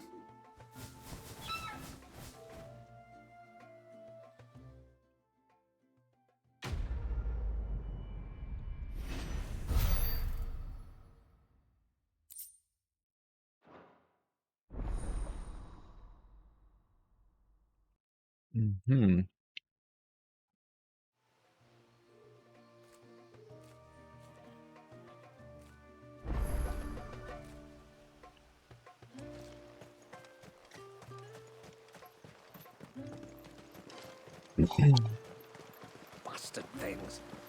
Tore the fish right.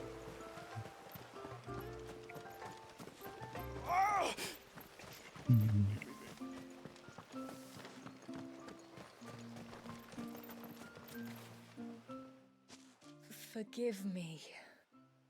There's nothing to forgive. You two met at the Vale, I take it. When I worked there, yes. To earn the coin that my people need to survive. Though Mysidia is our sanctuary, there are certain necessities that it cannot provide. And for that reason, some of us seek employment beyond the wall.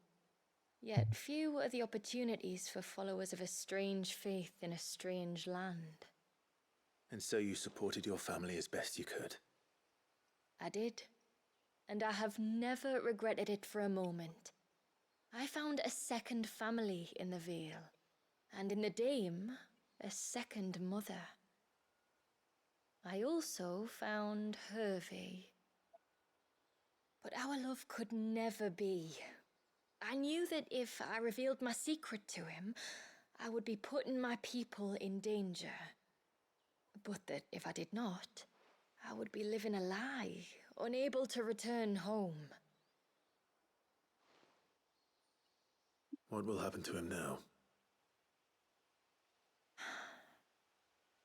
Since our people settled in Mysidia, uninvited visitors have been few and far between, but not unknown.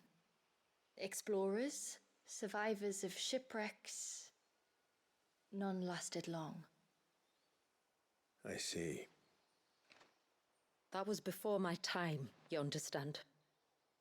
I've never had to make a decision like this before. Ymila, know that I do not blame you for any of this. It was me who decided to make the trip to shore. Me who exposed our secret. This was my mistake, and I shall bear the responsibility. Well, the Empire's dead, so they have nothing to worry about, really. I only beg you to remember that Hervé means us no ill will. He's just a fool. A fool who loves me. I will take that into consideration. But yours is not the only voice I must listen to. The whole family must be consulted, and it may take time for me to arrive at my decision. I hope you understand. Of course, tributary. However long it takes. Come what may, I thank you, my lord, for bringing us back together.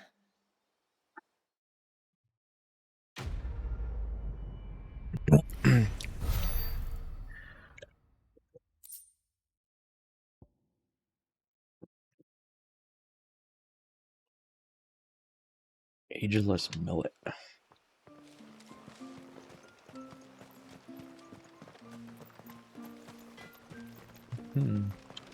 Yes? Hmm.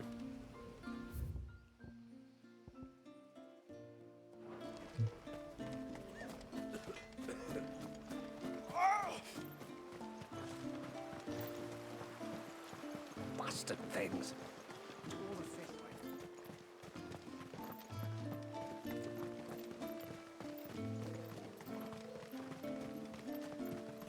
And once everyone left me in peace.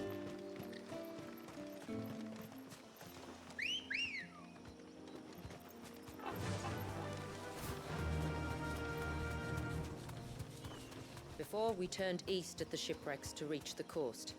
Now we must head in the opposite direction. Left it is then.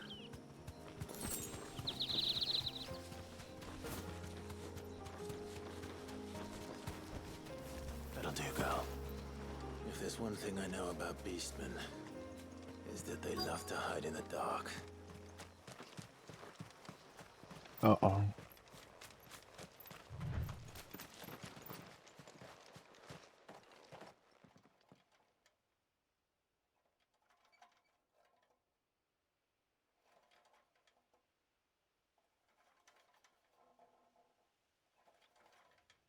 What are they up to?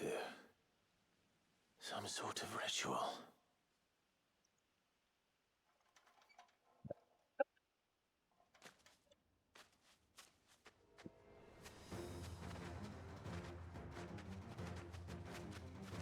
Sorry to disturb you.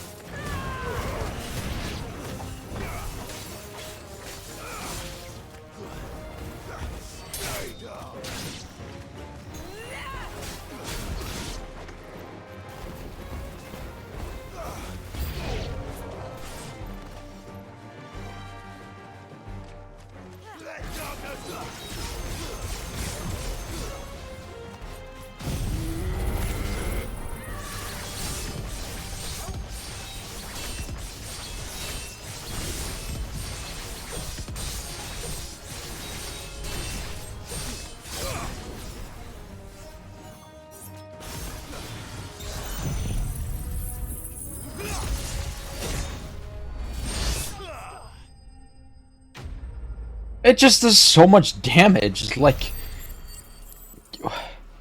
why would anyone use anything else? Like, that is just fucking chunking bosses. It is such a good icon.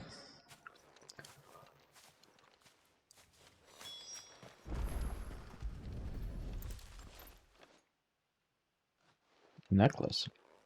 A silver chain. I doubt the Tombries made it. This must be what Fennec was talking about.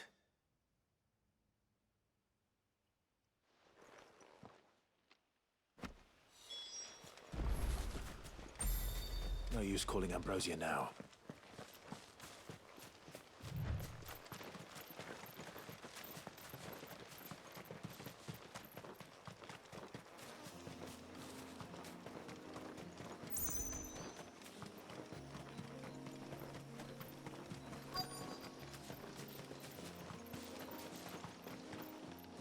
What am I doing?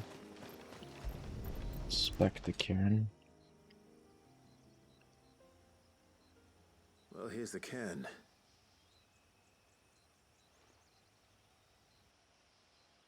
But no sign of Nasef. To the riverbank, then.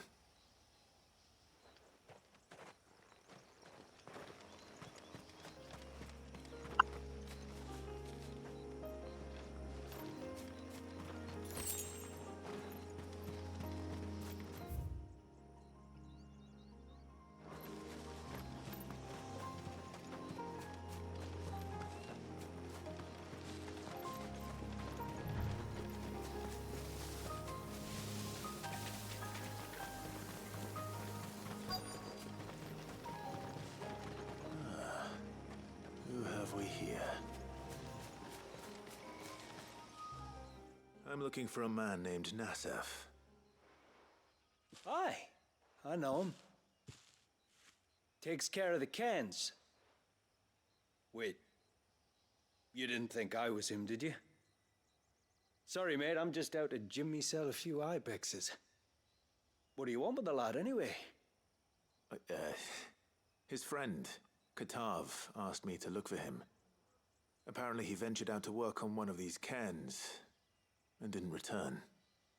Well, that is a worry. You're a hunter, yes? You must know the woods as well as anyone. Can you think where he might have gone? There's a bridge further down the path. Blasted thing got washed away a few moons back. Our carpenter only recently had time to rebuild it.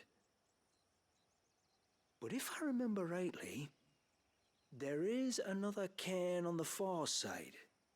Maybe he decided to visit that one while he was here. Maybe. It's worth a look, certainly. Thank you. Don't mention it. I'll keep an eye out too. Perhaps he just got delayed or something. Let's hope so.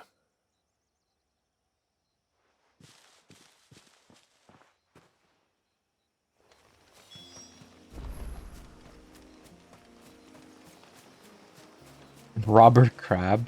This must be the bridge the hunter was talking about.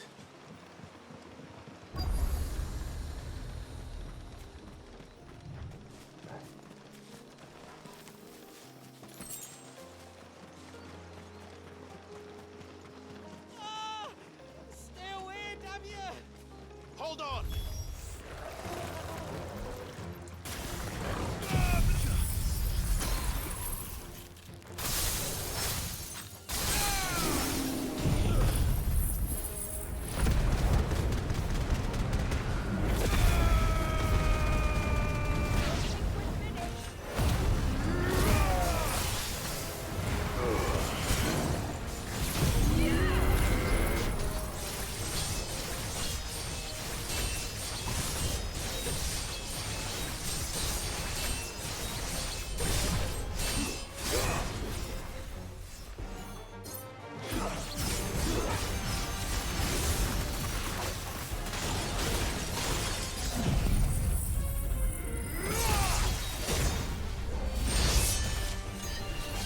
Fucking crazy damage.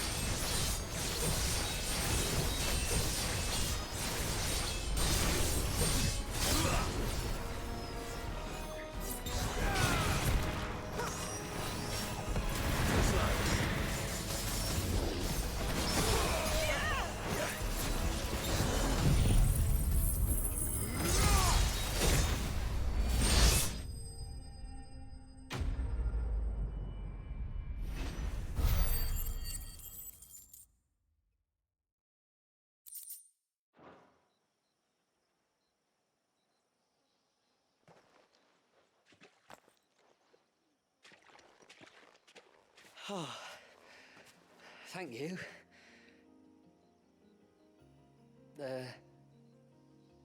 I'm the tributary's guest. And you must be Nasef. I am? But how do you know that? Your friend Katav asked me to look for you when you didn't return. I'm sorry. I was so focused on attuning the cairn, I didn't see those creatures come until it was too late. How exactly do they work? Oh, there are crystals inside. They're what keeps the glamour going. Should the ether cease to flow through too many of them, our shroud would quickly unravel. It's my job to make sure that doesn't happen. And an important job it is. But you'll struggle to do it if you're dead. You need to take more care. Yeah, no arguments there. The truth is, me and Katav usually work together, watching each other's backs like. But when we heard outsiders were coming, we split up to get the job done faster so things would be perfect for your arrival. Stupid, I know. So you found him then? Not before the local fauna did. My arrival seemed to put them off their dinner. Mustn't have been hungry after all. Expect you'll be wanting someone to escort you back to the village then, Nasef. Woods are full of nasties today. When you're next in Haven, be sure to come and see us. You saved my life. It's only right I repay you. If you insist. Take care now.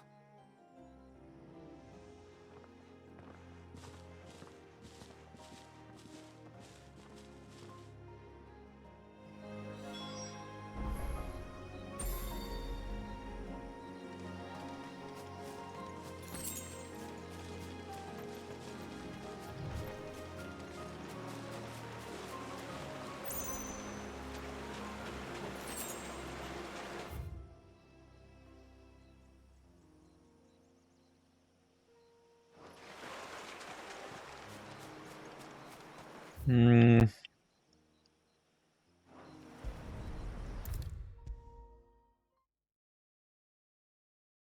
I thought I'd lost you. But you saw to it. Thank you. Nasef told me everything. If you hadn't got there when you did. Oh, it doesn't bear thinking about. All that matters is that you're safe. Far be it from me to tell you how to do your jobs, but don't go alone again. Or if we have to, maybe we should think about casting the glamour on ourselves to keep the wildlife from spotting us.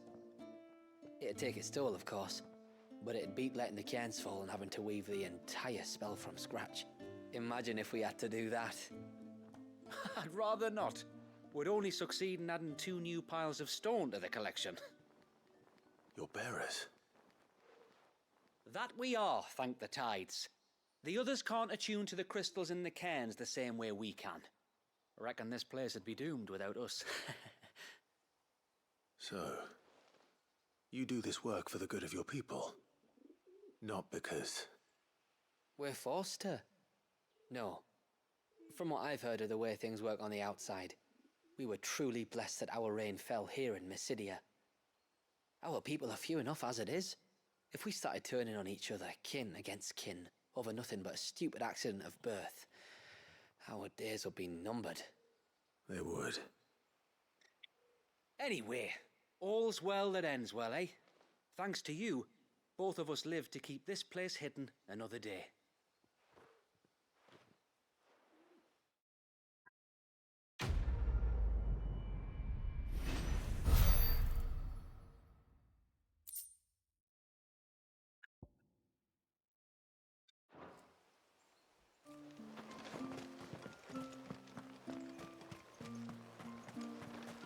Bastard things.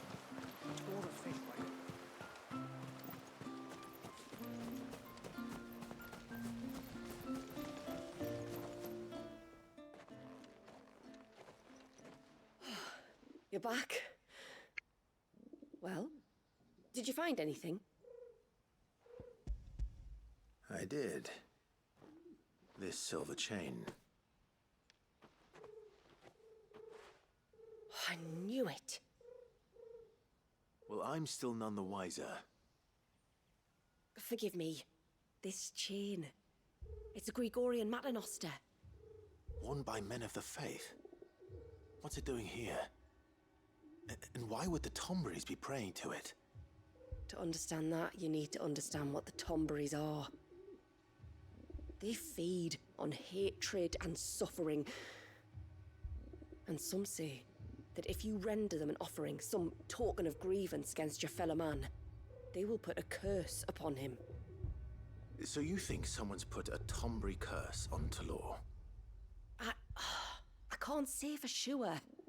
Truth be told, I always assumed it was an old wives' tale. But given his fear of the forest and the presence of the chain on the altar, I don't know what else to think. Does Talor have any enemies in the village? Anyone who would nurse such a grudge?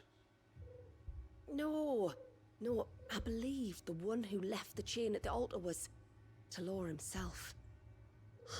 I beg your pardon. But there's more to the tale, you see. It's said that if you attempt to curse a soul that has returned to the sea already, your ire has nowhere to go but back to its source. You're saying he cursed himself? In trying to curse another, aye. When my father was younger, he was one of the few permitted to venture beyond the wall on trading expeditions. He told us that when he journeyed to Sanbreque, he'd wear that chain to disguise his true beliefs, lest Grieger's faithful turn their cudgels on him. Did they ever catch him in his deception? Might that explain the ill will he bears someone? Not that he ever told me. Come now, let's not waste time speculating about Talor's past. We need to focus on the present, and that means finding a way to break the curse. All right. If there's anything I can do to help, let me know. Thank you. I shall. Aye, and thanks for going to all this trouble. Here, it's not much, but I want you to have this. We call it an Adder Stone. It's a gatherer's charm. Reacts to certain rare minerals we use in crafting. Makes them ring out like a bell. Stuff you'd have no chance of spotting otherwise. If you find anything, see that you bring it back to me. I can make you some decent gear with it. If you're interested, like. I am, thank you. And I'll be sure to pay you a visit. Until then, I wish your father a swift recovery.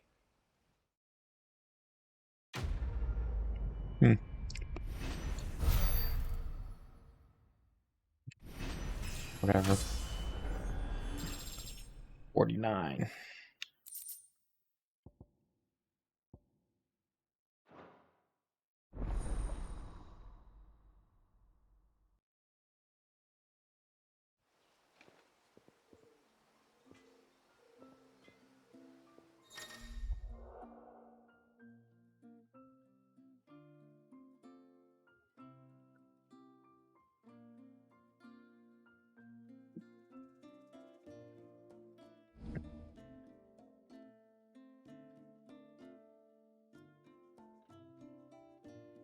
Final Fantasy mode. The fuck is that? Yes?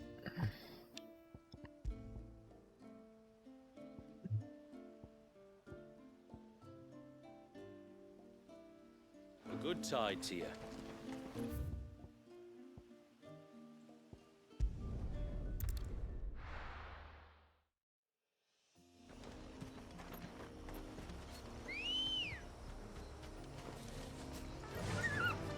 Faster! Careful.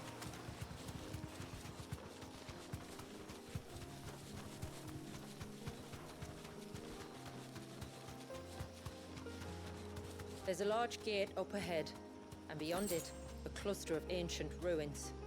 The temple, or the Heir of Hours as my people call it, can only be reached by passing through them. The forest is crawling with life, most of it hungry, which is why we make sure this gate stays shut. And why you carry that impressive-looking axe, I presume. Noticed her, have you?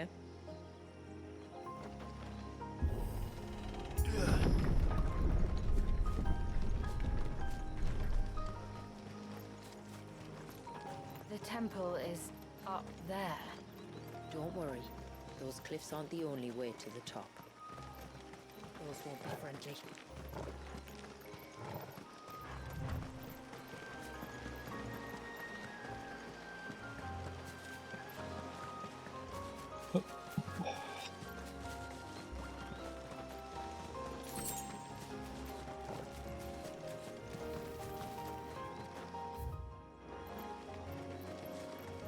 Are these the ruins?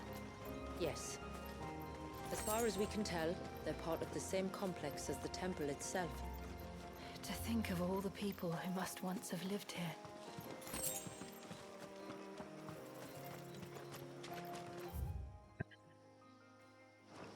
If I go left, there should be a chest.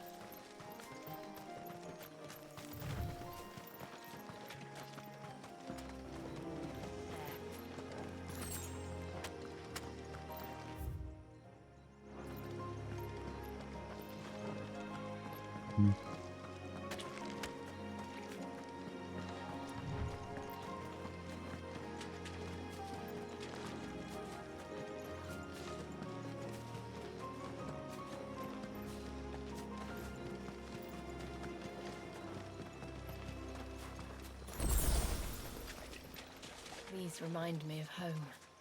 You're from the north, then? Yes. And no. I see.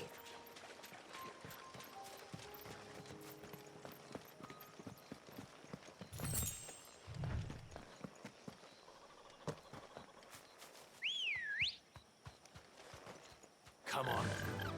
Run like the wind.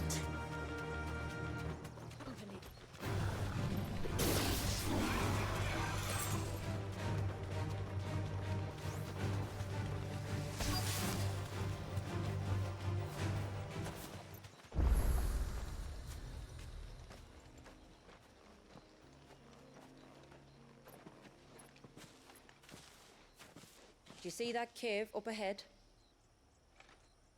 Whoever lived here carved a flight of stairs into the stone within. A way to the top. And whatever it is that awaits us there.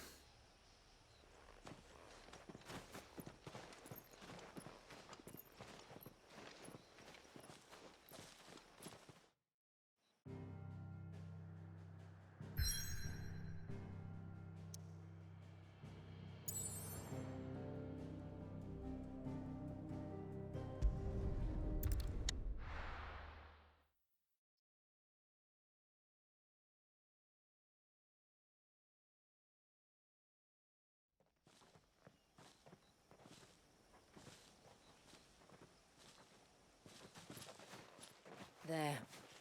The temple the time forgot.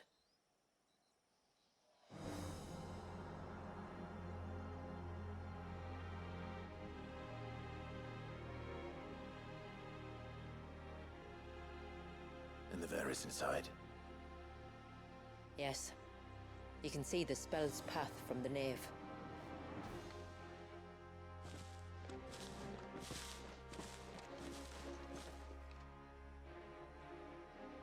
What is it? I don't know. It's probably nothing.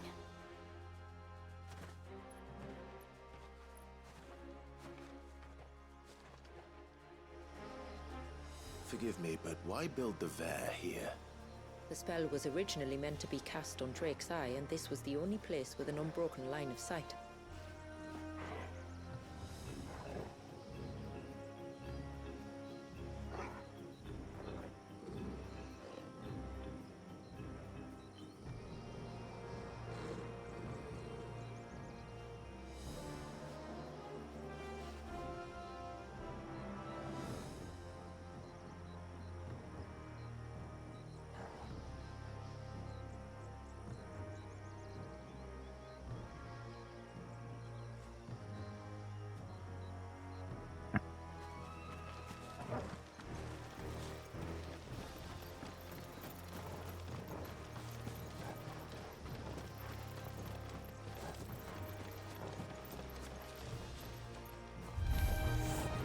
Tonberries like to think these ruins are their own. They look none too pleased to see us.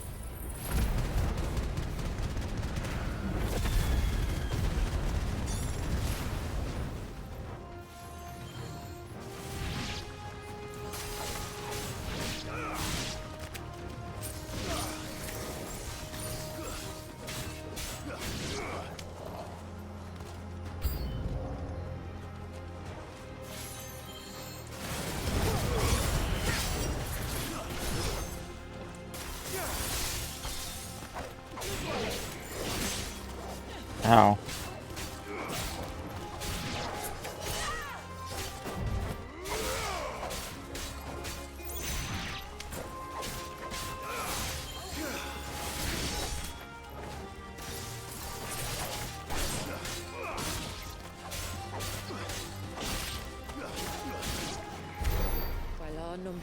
gentle. Theirs seem only to increase, as if they were feeding off our suffering.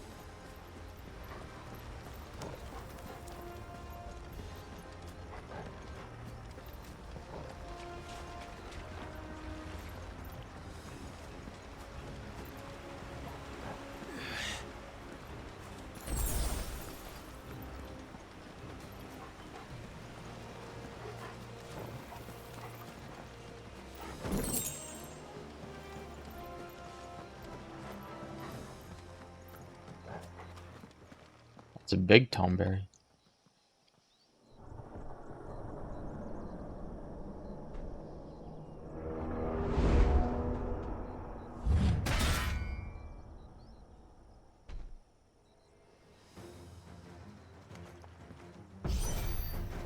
Could this be their leader?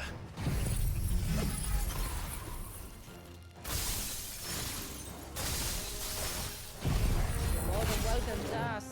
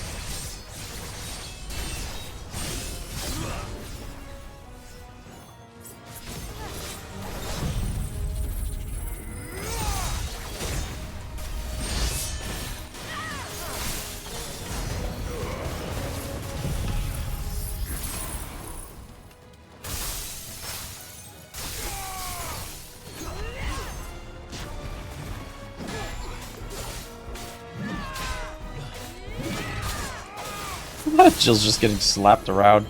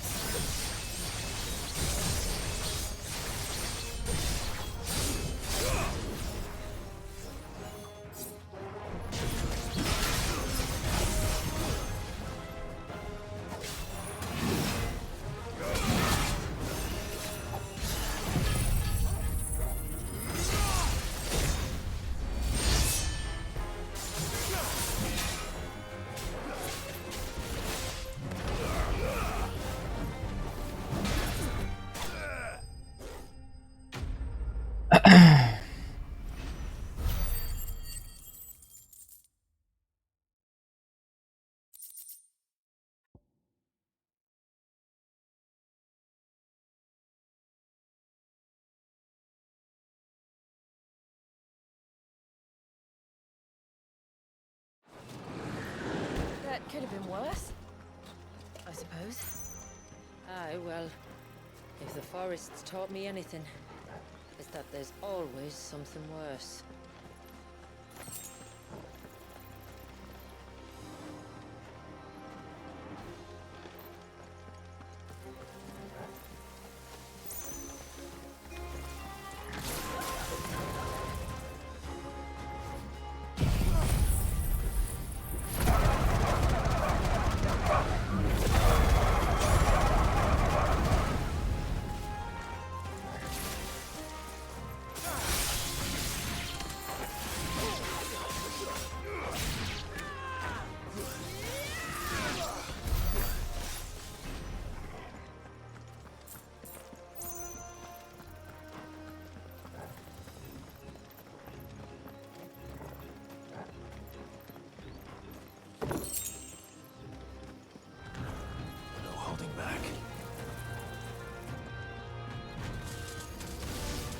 Too slow.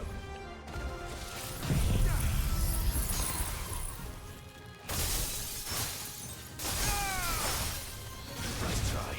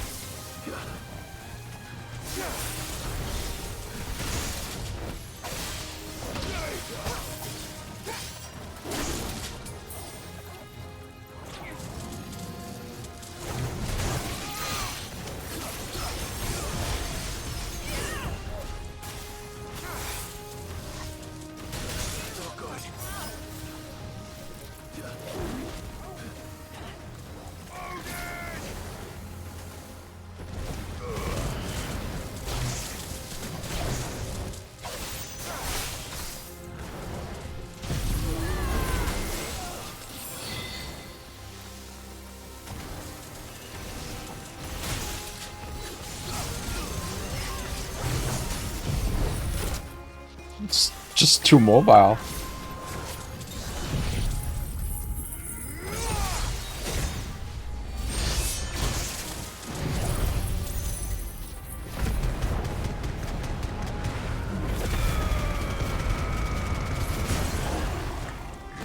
There we go.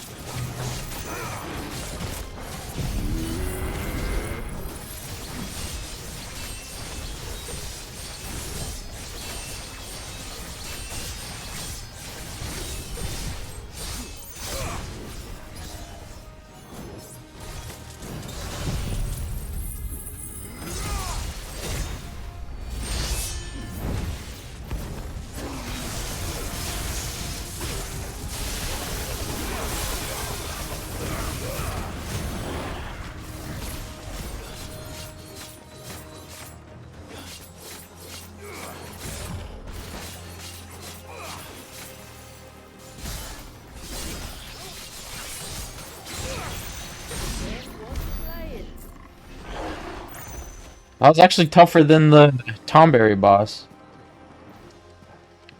Surprisingly.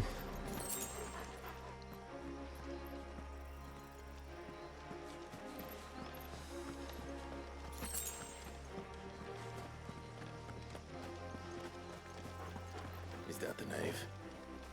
Just inside the dome, yes. But it's what's out here that worries me. Got a big boss coming up.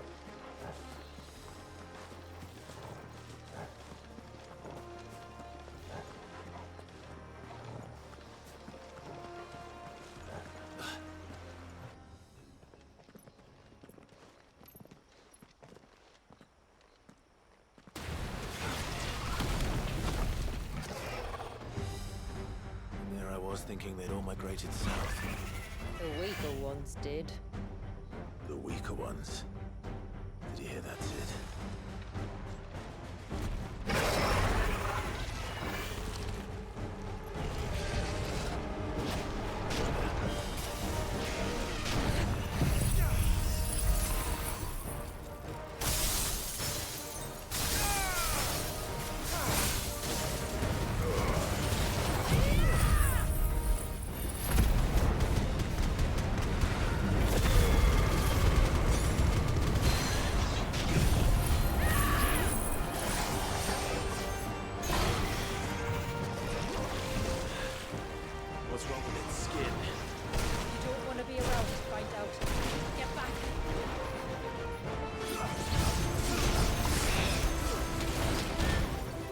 Jesus.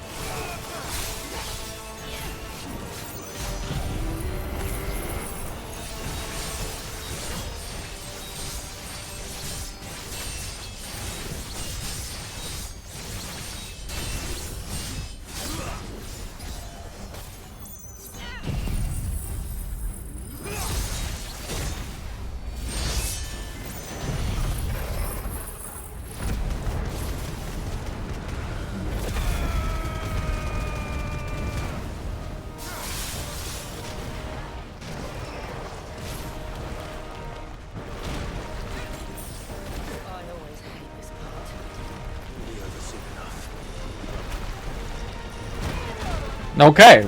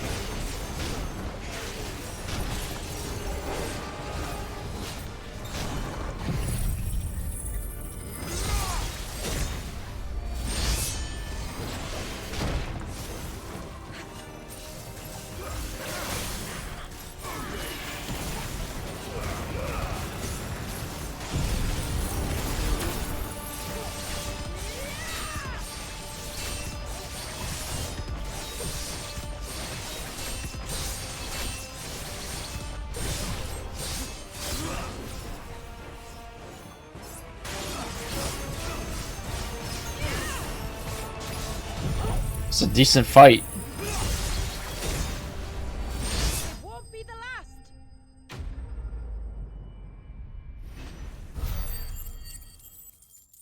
Damn.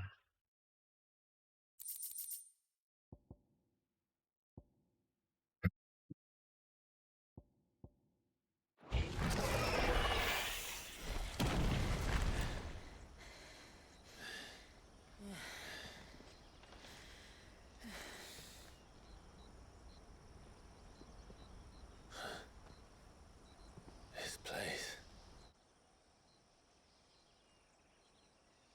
It's frozen. Just like the surge.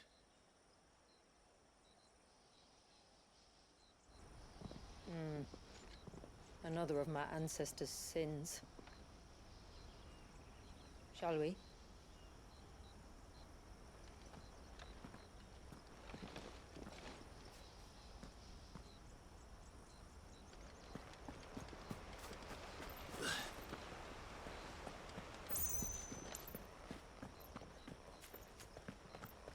The blue veil shows the extent of the spell's reach. I can feel its ether from here.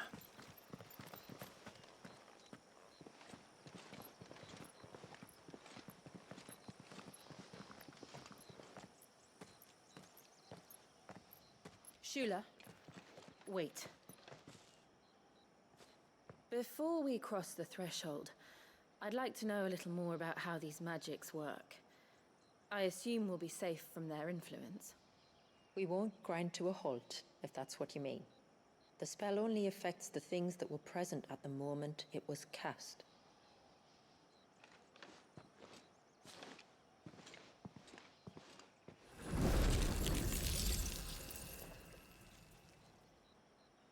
You see?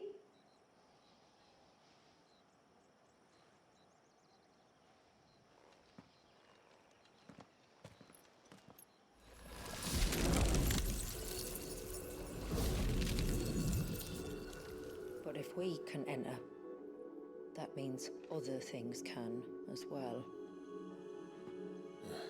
Like the ones we saw on the way here. And worse, probably.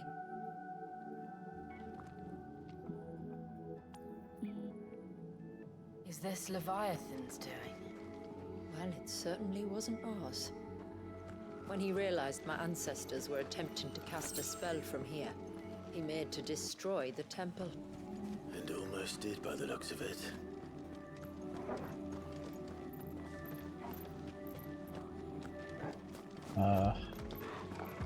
I need more potions.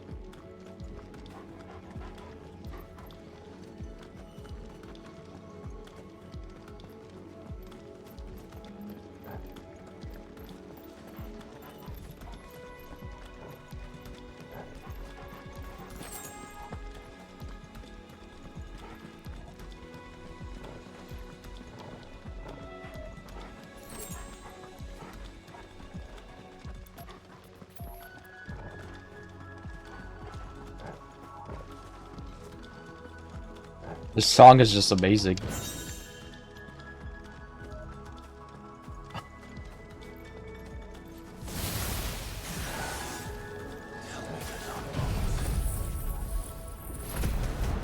Frostbob.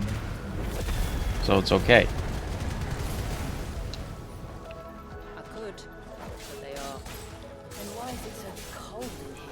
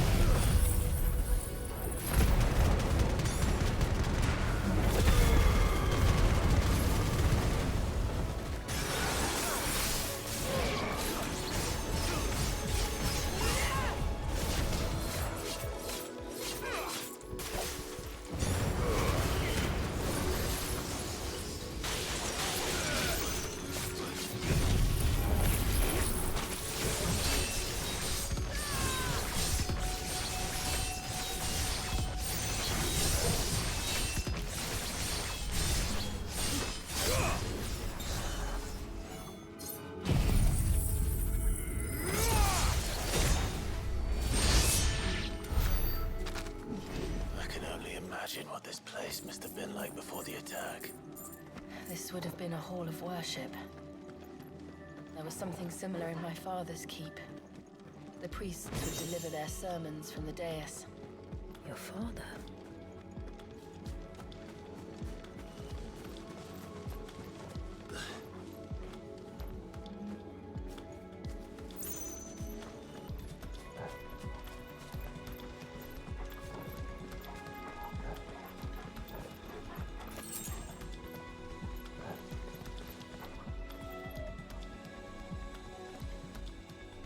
You'd see the frozen, like, water balls that Leviathan was shooting at the temple.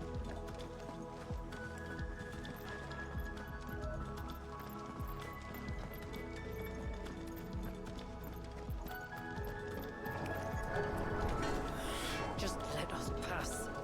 It's all right.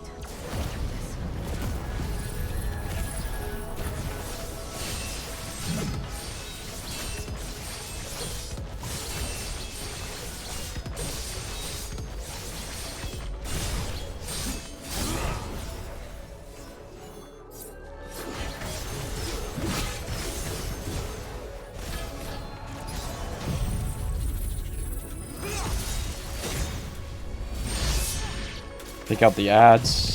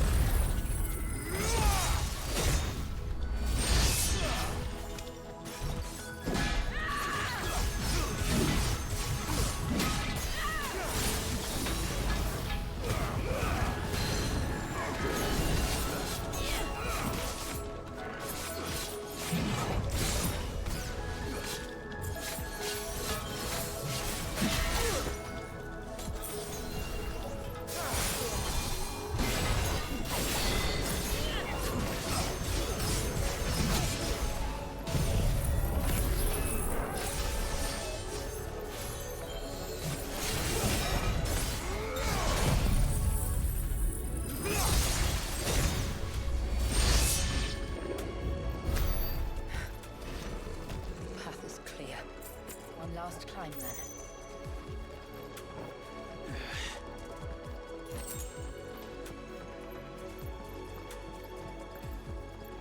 The fair. Here comes a big boss fight.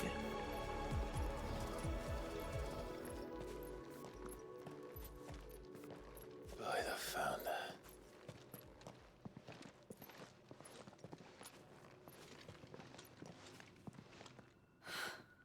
It's just as I thought.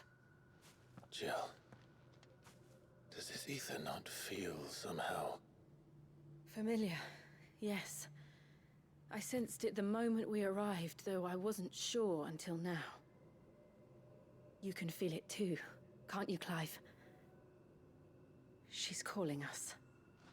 You don't mean the witch? I do. Though she was more than that. Much more. She was a dominant.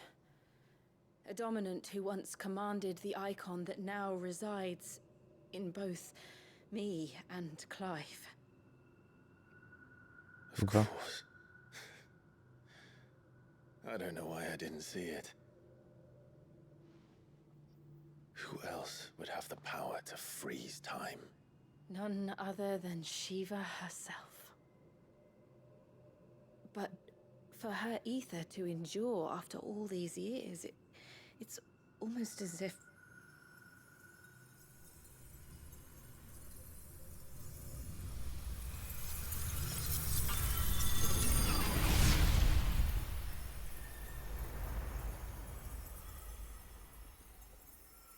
as if she shared it with another, just as Torgal shared in my ice.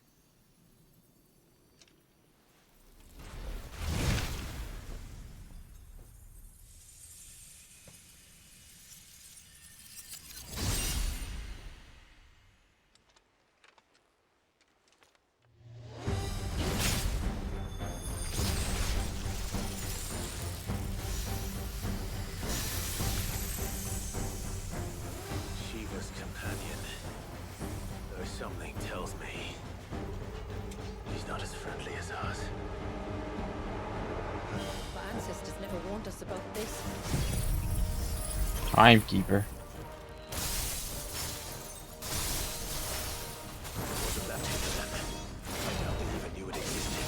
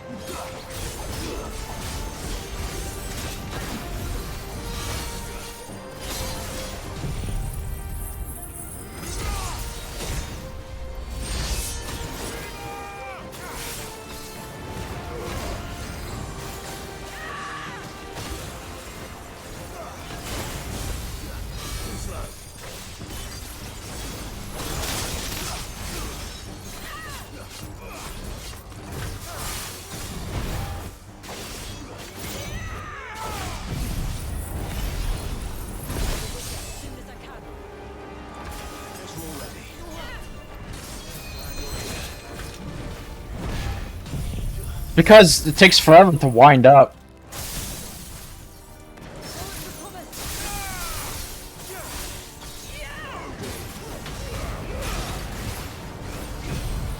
This attack.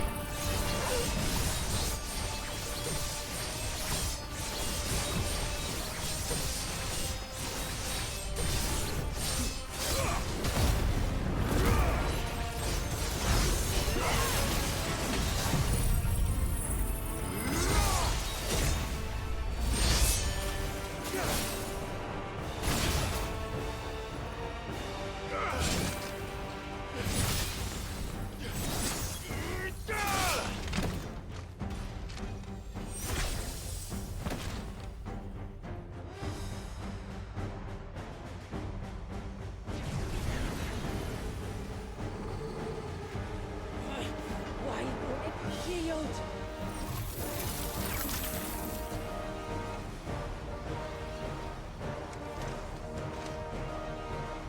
Because it would sooner die than fail its mistress.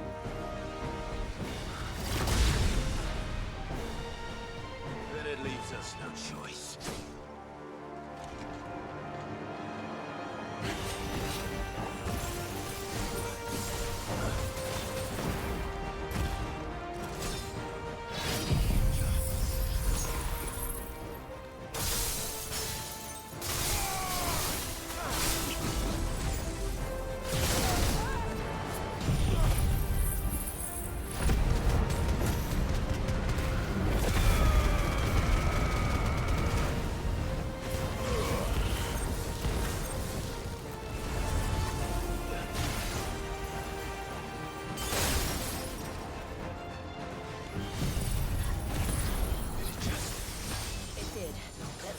a chance.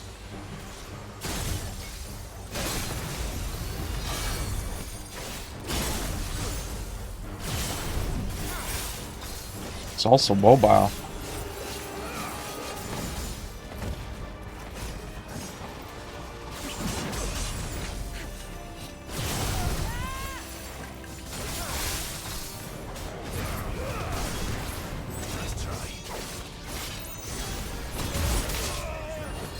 Wow.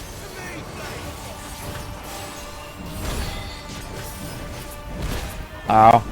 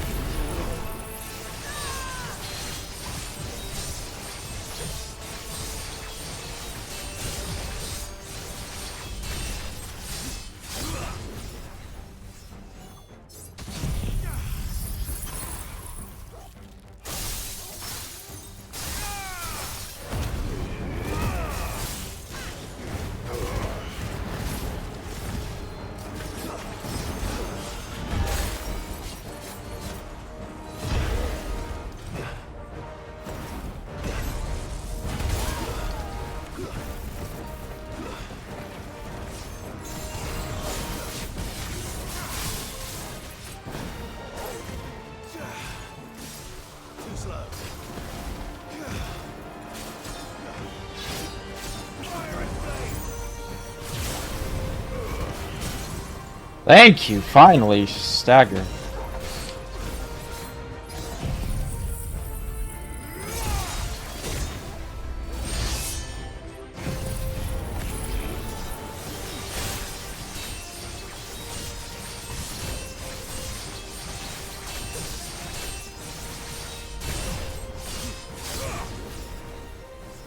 And then we do this.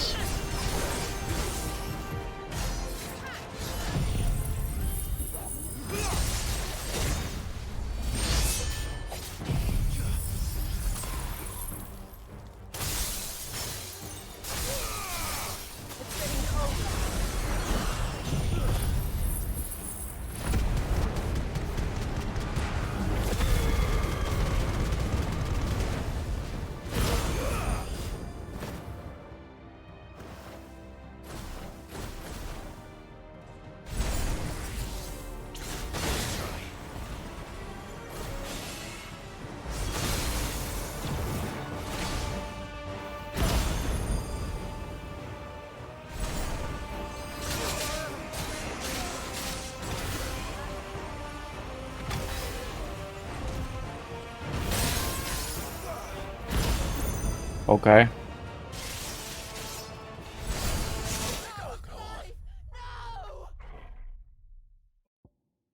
Okay. The fuck was that? You literally can't move and it kills you. I'm tired of these gimmicks, man. The one-shot gimmicks. Why? Why do they have to be in the game?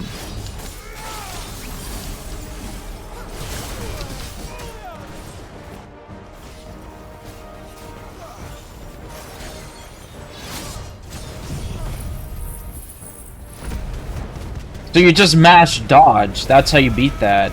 Because you probably have like a split second to actually dodge out of the way. Otherwise you're just cooked.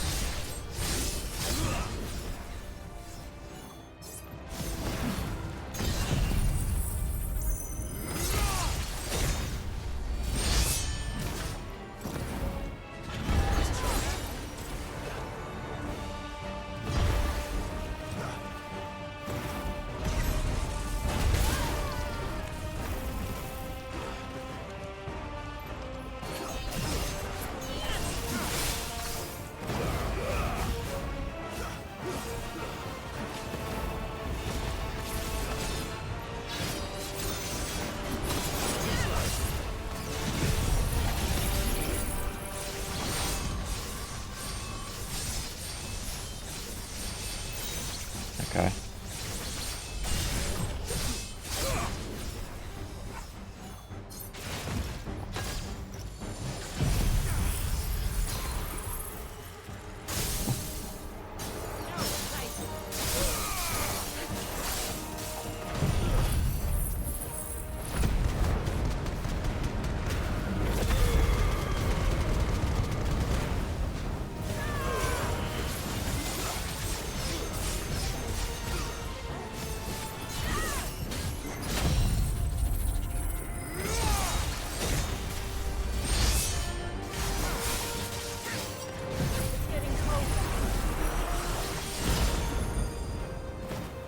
Here we go, this bullshit again.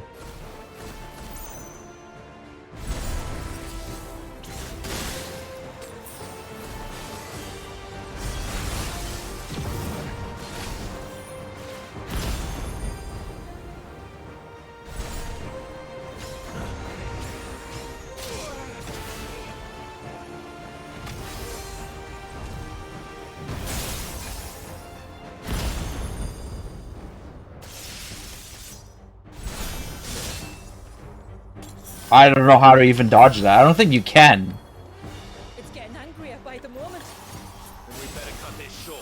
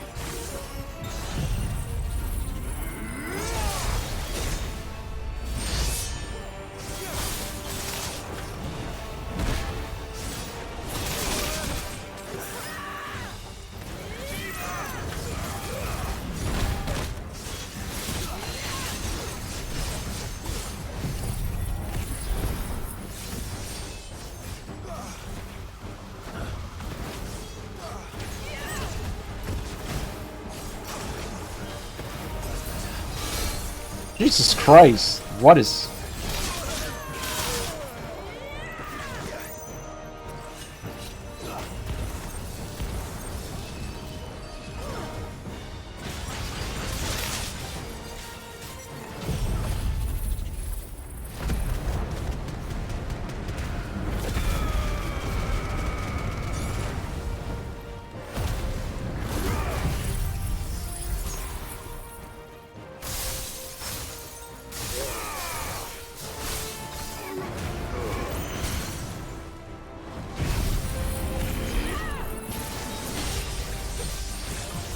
No. We'll be close, but it won't be enough damage.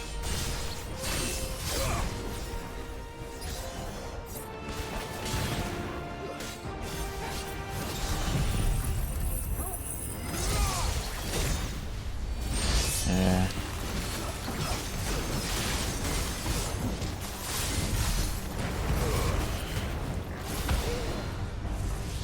Oh, fuck off.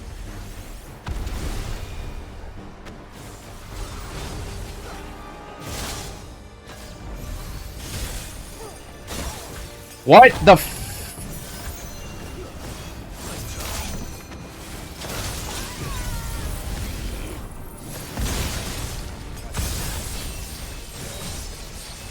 I connected.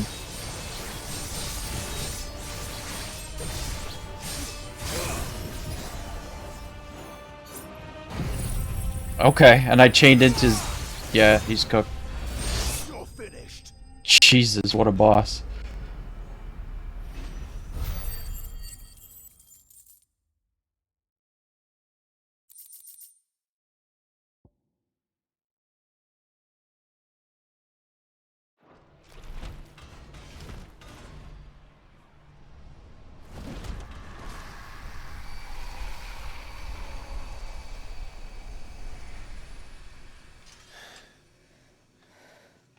Now let's destroy it and put an end to this.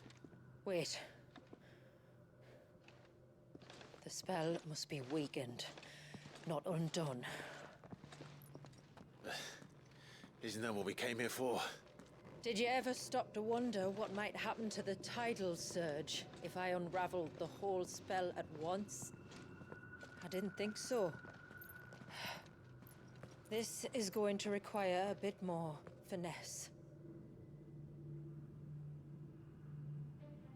From wind and light, water and earth, let the silent pall of mine ice.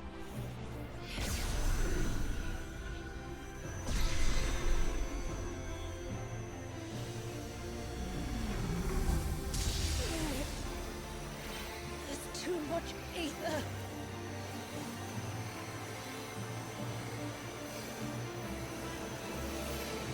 Here.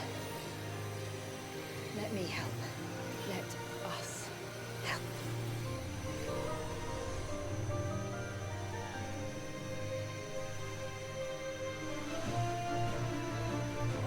Why doesn't Clive help?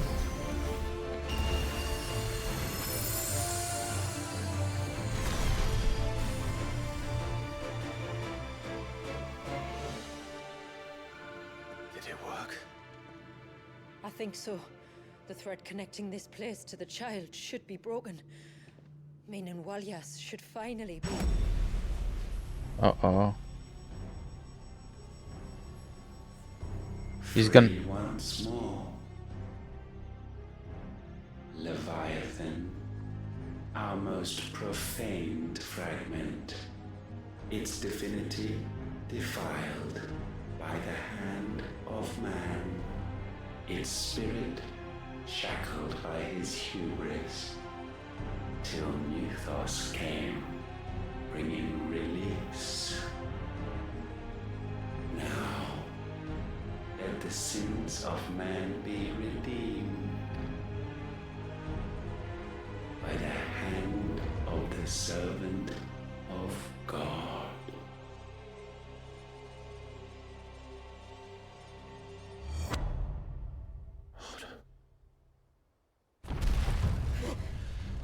Damn it.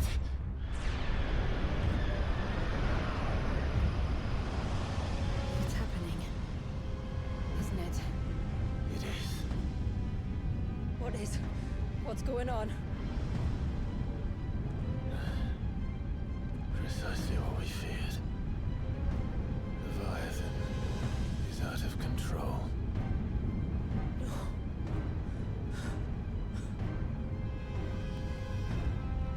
Don't despair. This isn't over yet.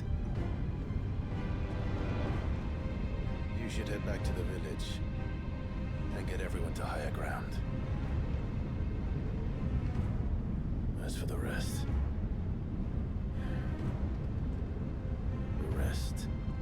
Ifrit will handle.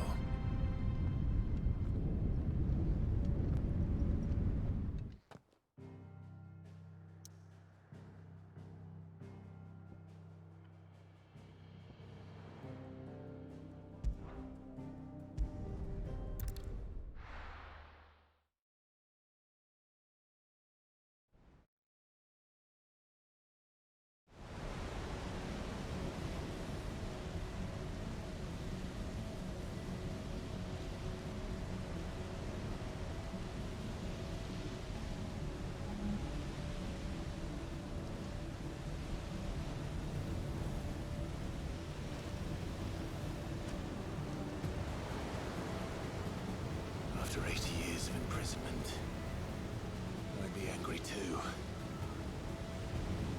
But I can't let it end like this, Walyas. It's time for you to come home.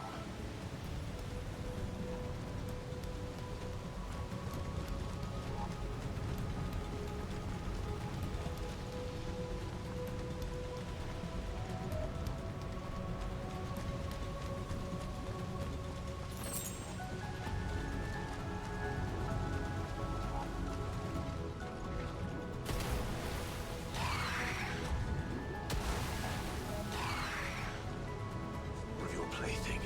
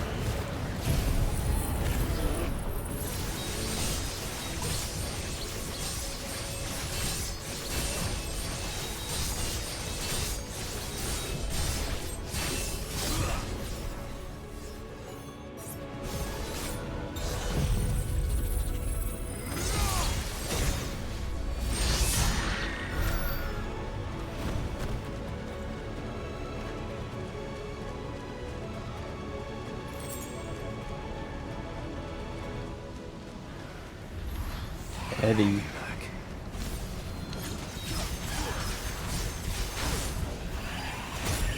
Ah.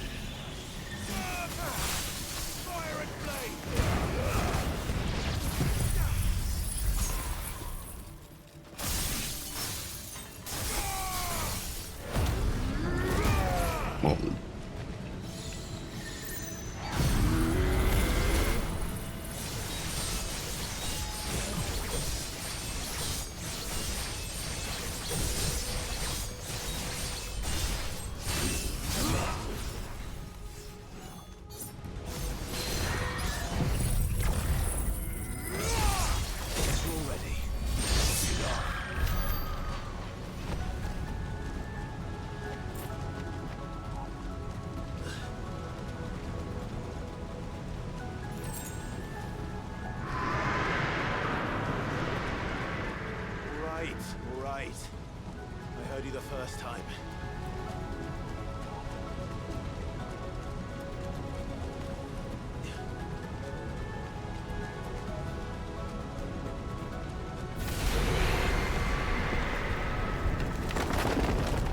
I'm not here to hurt you, Wallius!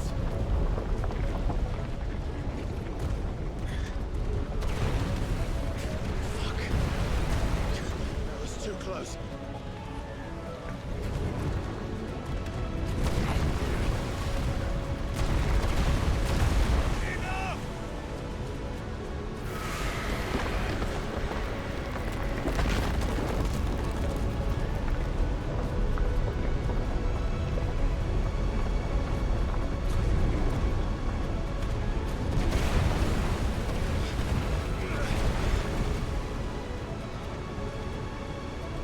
Come on then.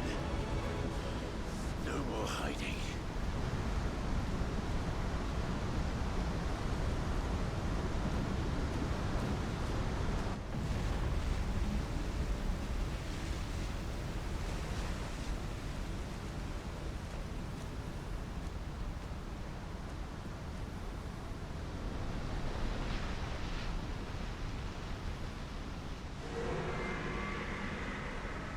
Wallius!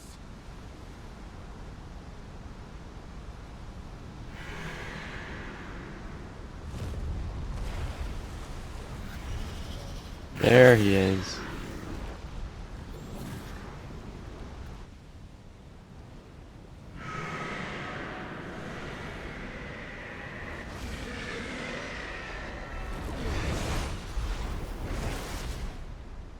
This isn't what I wanted! I only hope you can forgive me.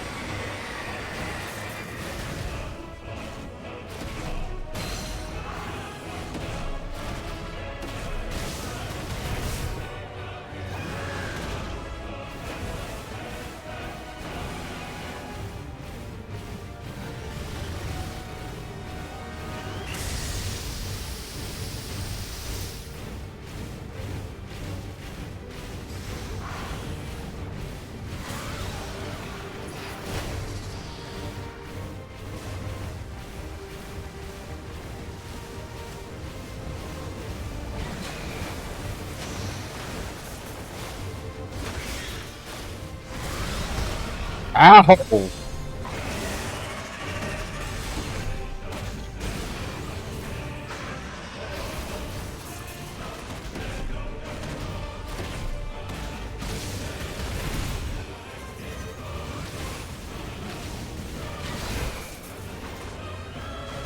Okay.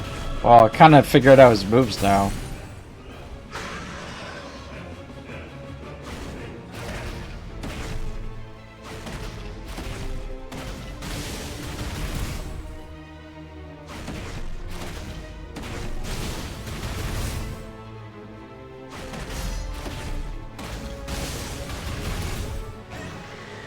This is gonna be a long fight.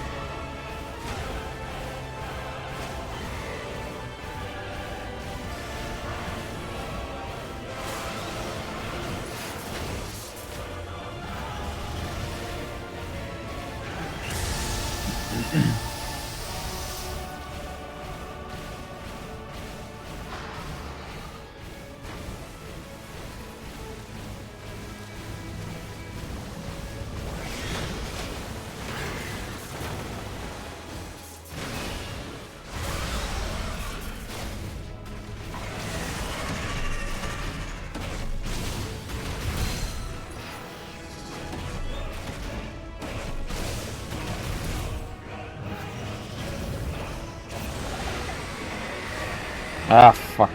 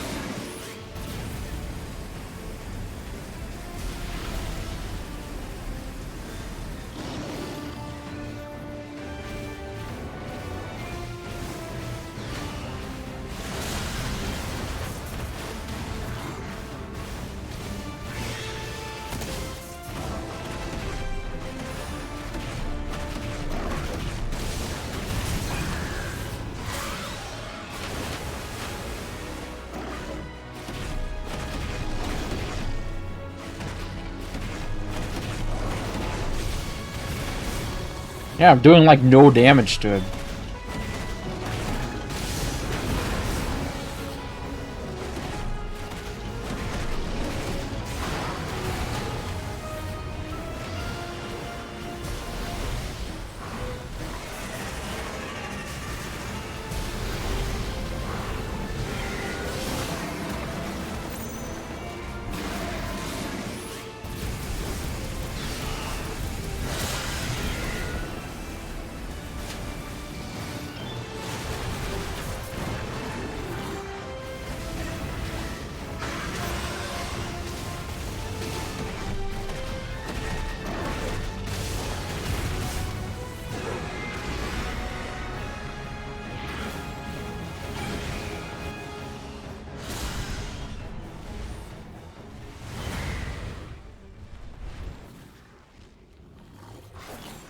Tired, Leviathan.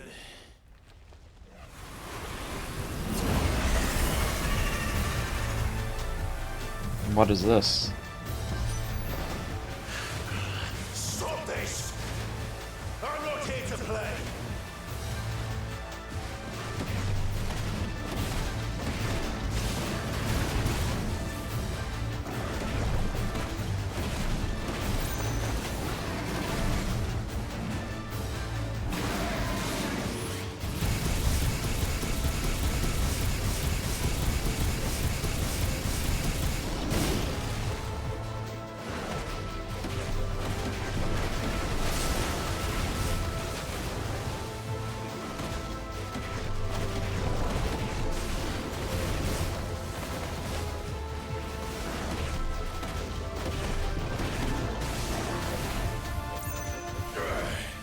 I said, stop! This has gone on long enough!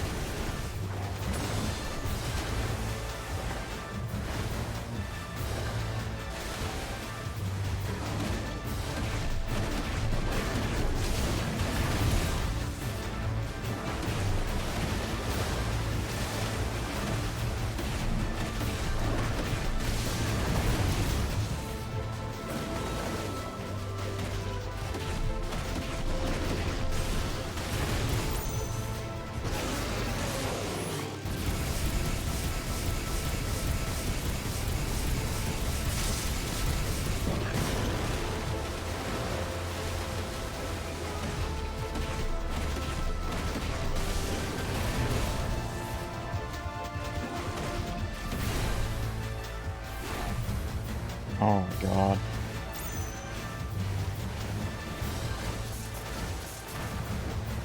That's what I wanted to do.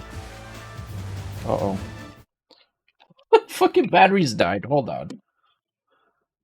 Christ. Oh, my Steam Deck, so I don't have to deal with this bullshit. Or Steam controller. But they made 5 for some reason.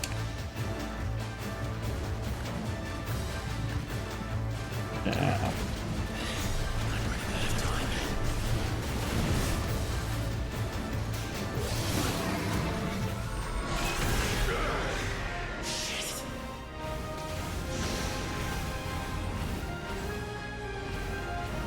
What now?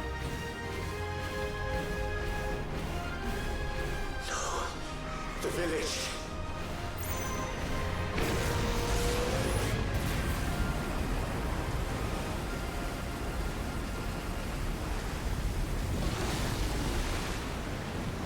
Okay. It's a GG then?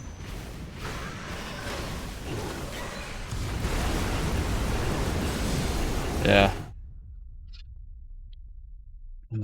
I don't know, like, I literally don't do enough damage. I fucking hit him, and there's like a sliver of health that gets knocked off. Half of, not even, like a third of a sliver.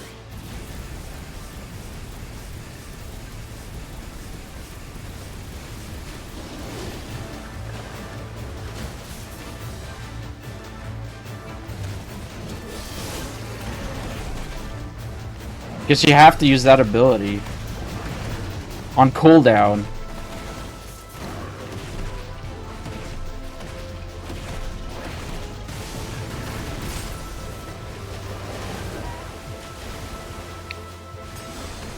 Just bad luck.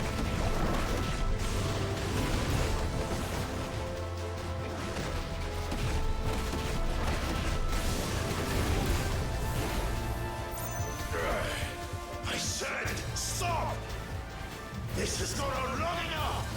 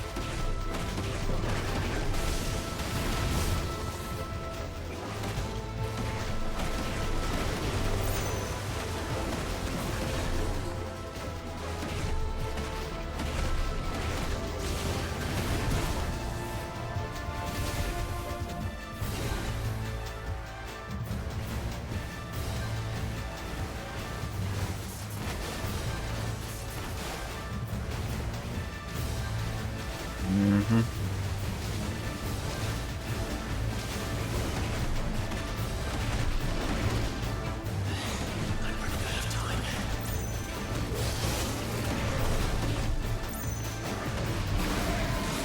Like the fucking almost just lost to some bullshit.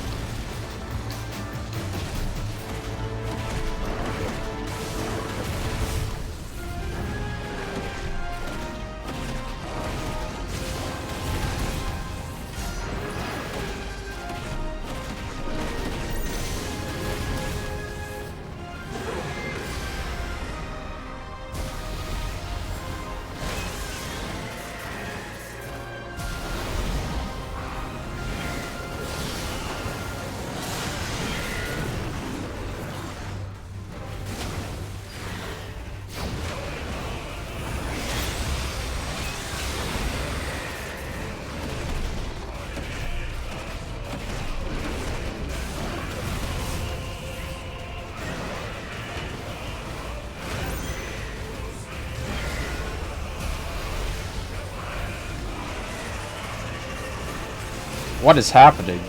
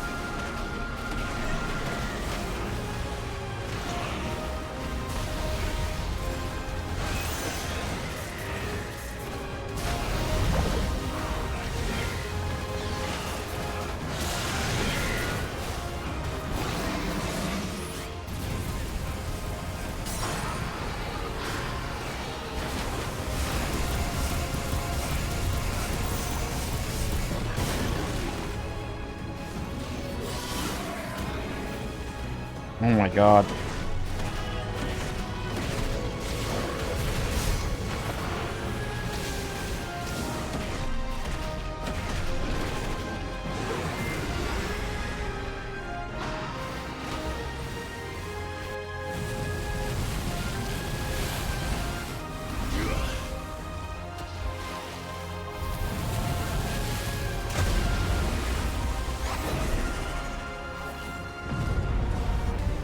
Well, just full of surprises, aren't you?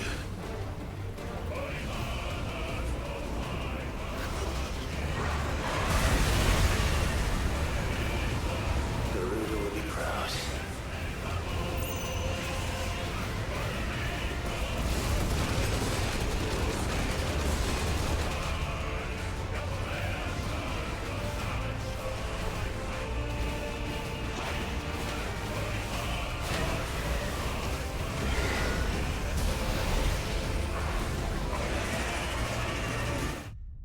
I don't know. It just summons a giant fucking water tornado. You can't shoot it. You can't dodge it. You can't fucking do anything. You just tank it with your face. That's all you can do. I'm sure there's some way to fucking deal with it, but how? There's no obvious way to deal with it. And the game just keeps throwing this bullshit fucking curveballs constantly at you, thinking it's adding difficulty. It's not.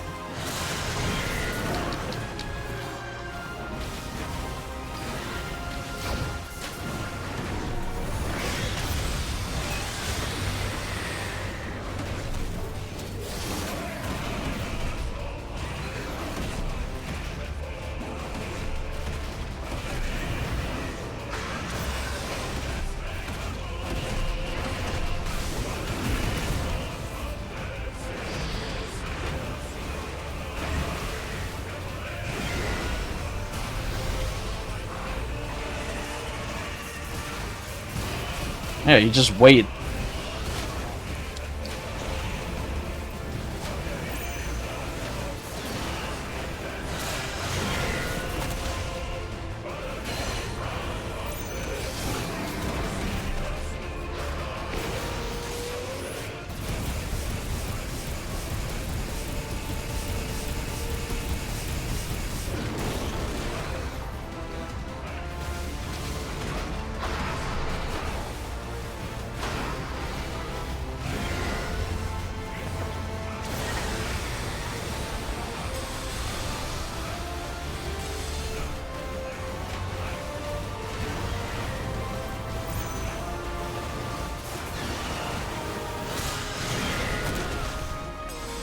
Man, I don't even have time to react.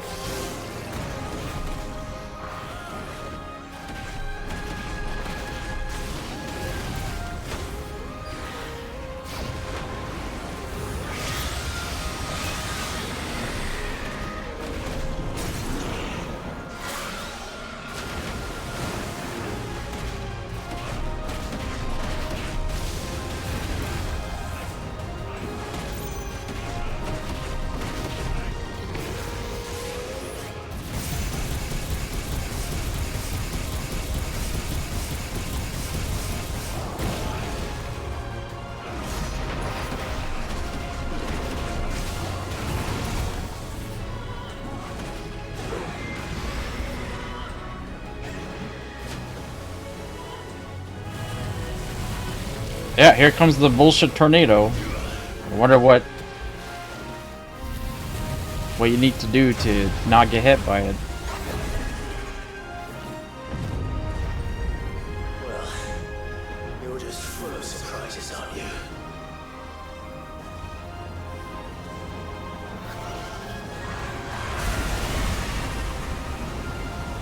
Garuda will be proud. I don't know. Oh.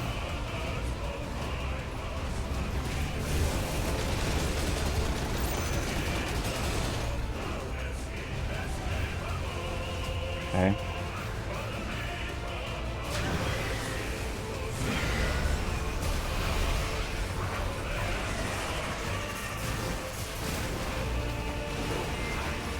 Warriors! Warriors!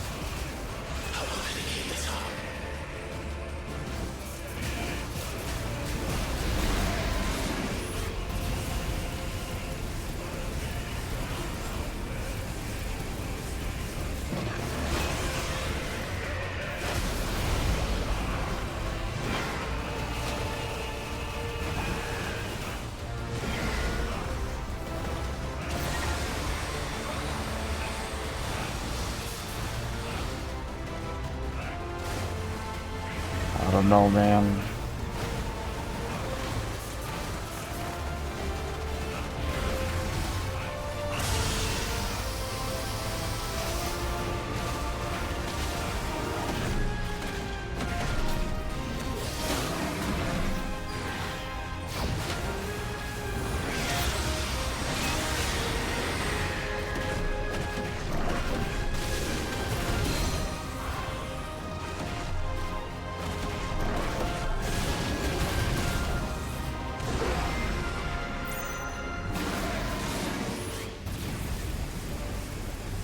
Oh no, he's invincible now. Okay.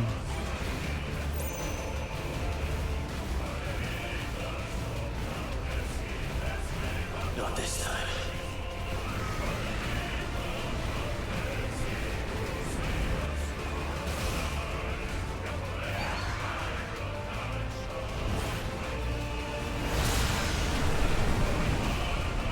If that's what you want.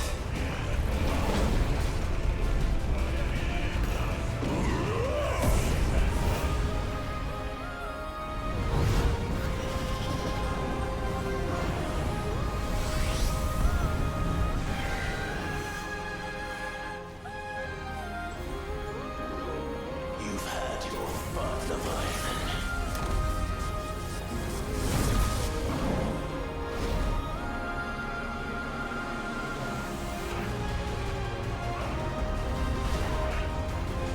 It's time you went back to sleep!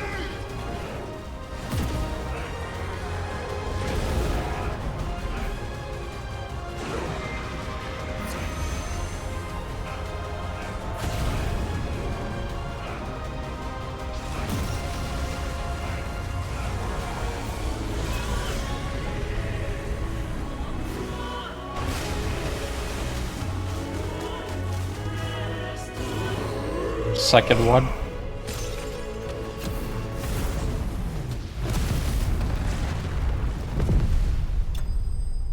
See, why couldn't I have done that before? When he summoned his tsunami after I failed that shield thing. Water shard. Okay.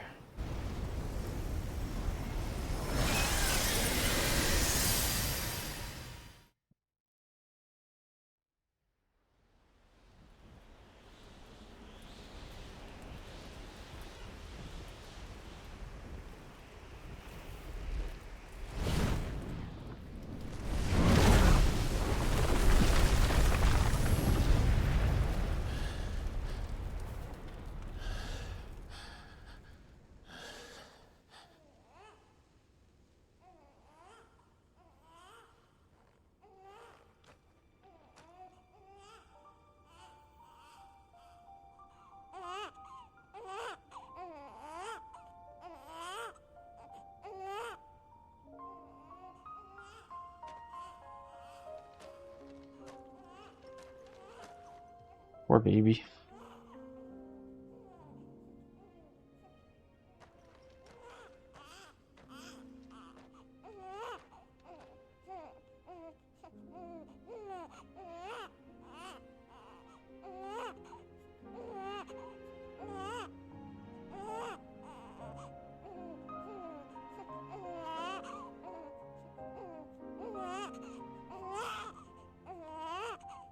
Now that was quite a tantrum.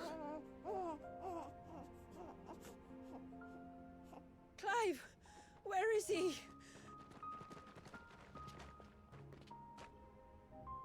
Well, yes.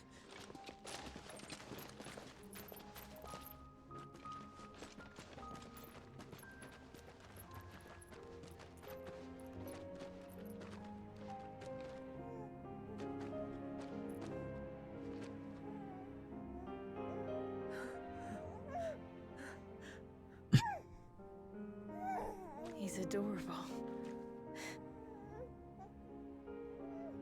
He is now. But did you see him a few moments ago? Clive, I don't know how to thank you.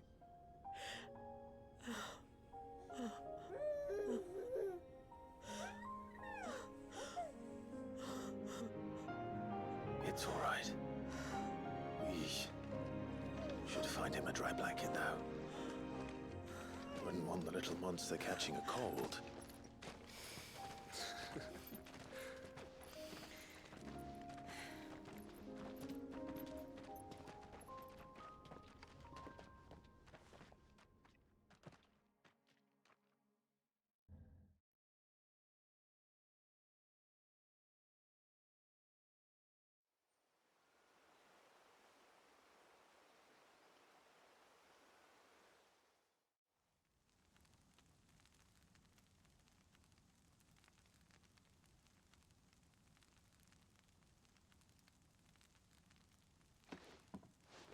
There. He's finally asleep. The poor thing had a long day. That makes two of us. So, what happens now? Now? Now, we make things right. How? By providing Walyas what he was denied. A place to learn and grow. A family to love and protect him. So that one day, when the wounds in his heart and mind have finally healed, he might decide for himself how he'd like to live the rest of his life. But until then, I'll stay by his side, come what may. Then he's a lucky boy. And not only because he'll have the best warrior this side of the belt to teach him the battle axe. She'll do her best. Shula. The beast that threatened your home is tamed. The empire that threatened your people toppled. Might it not be time to cast off your ancestors' glamour and retake your place in the Twins? Perhaps. It's not as if we have the crystals to maintain the wall much longer. But are we truly safe? Is the world truly ready to accept us for who we are and what we believe? If I remember rightly, you and yours still choose to remain hidden, do you not? We do. Well, your people will always be welcome in Haven, regardless. As will yours in the hideaway. We're allies now. If there's anything you need from us, supplies, food, equipment, do not hesitate to ask. It's kind of you to offer. But we'll manage, just as we always have. Besides, I suspect you'll be needing everything at your disposal if you're going to save the world.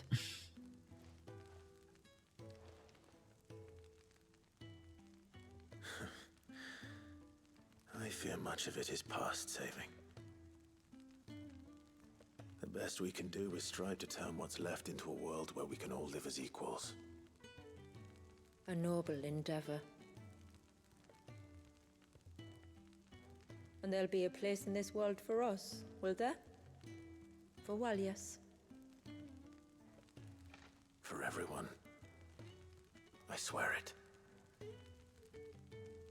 Then we shall be waiting. Until the tides bear you back to shore.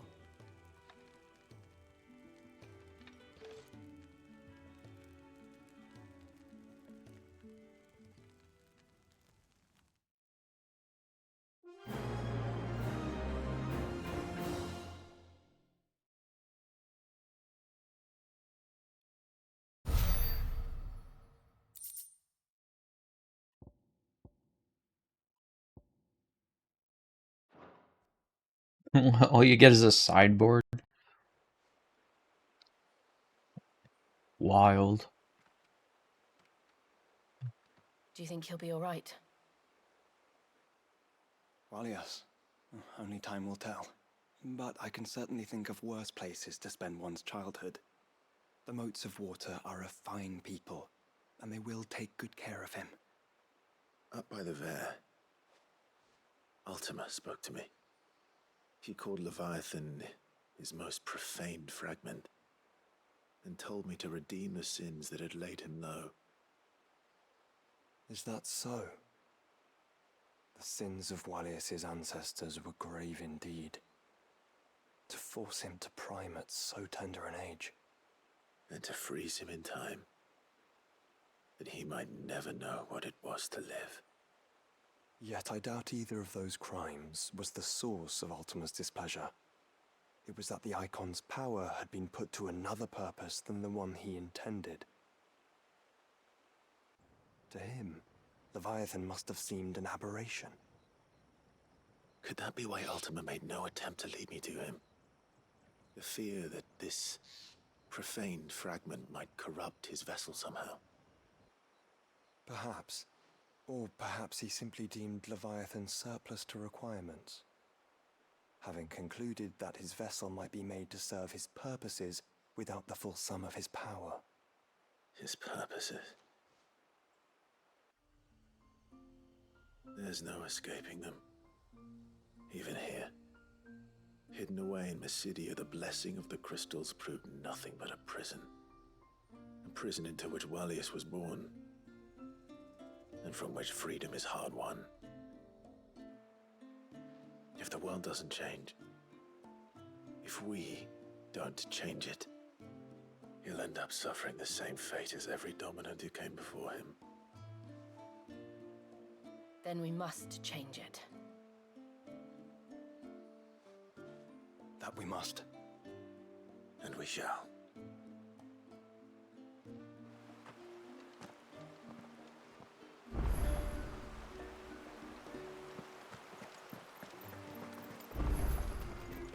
It is good to have him back. Reckon my steel's just as good as any. Can't be done.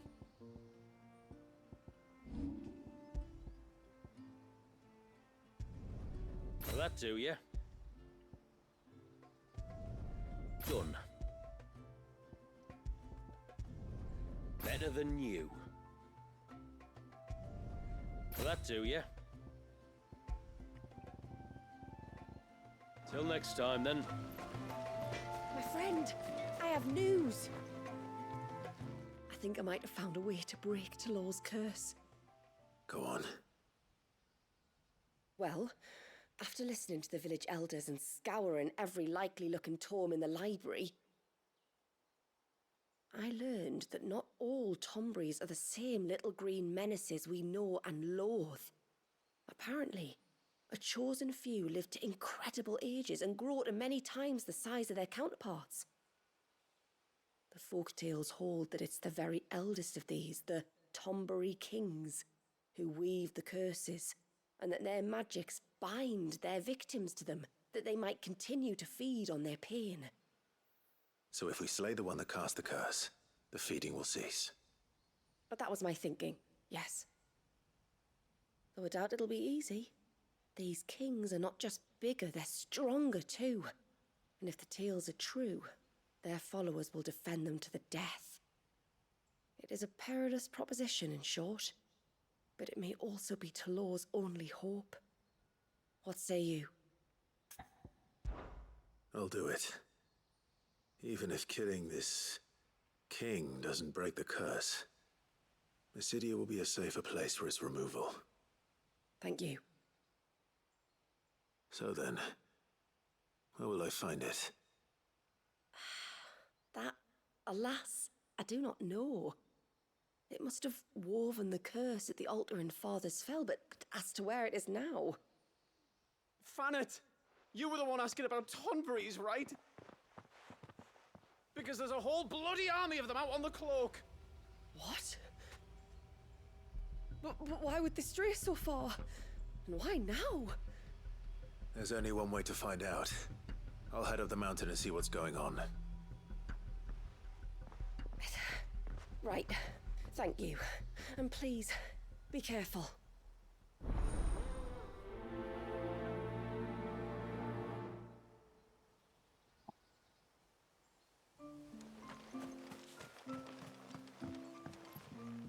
I will have to charge you. Here you are. May it serve you well. Then I bid you good tide. Oh my god, there's a bunch of quests. And then we have to...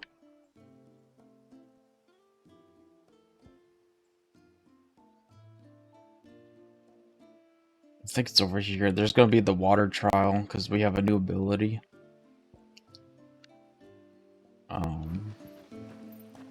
But that will have to be for another time. I am done for now. That's it. See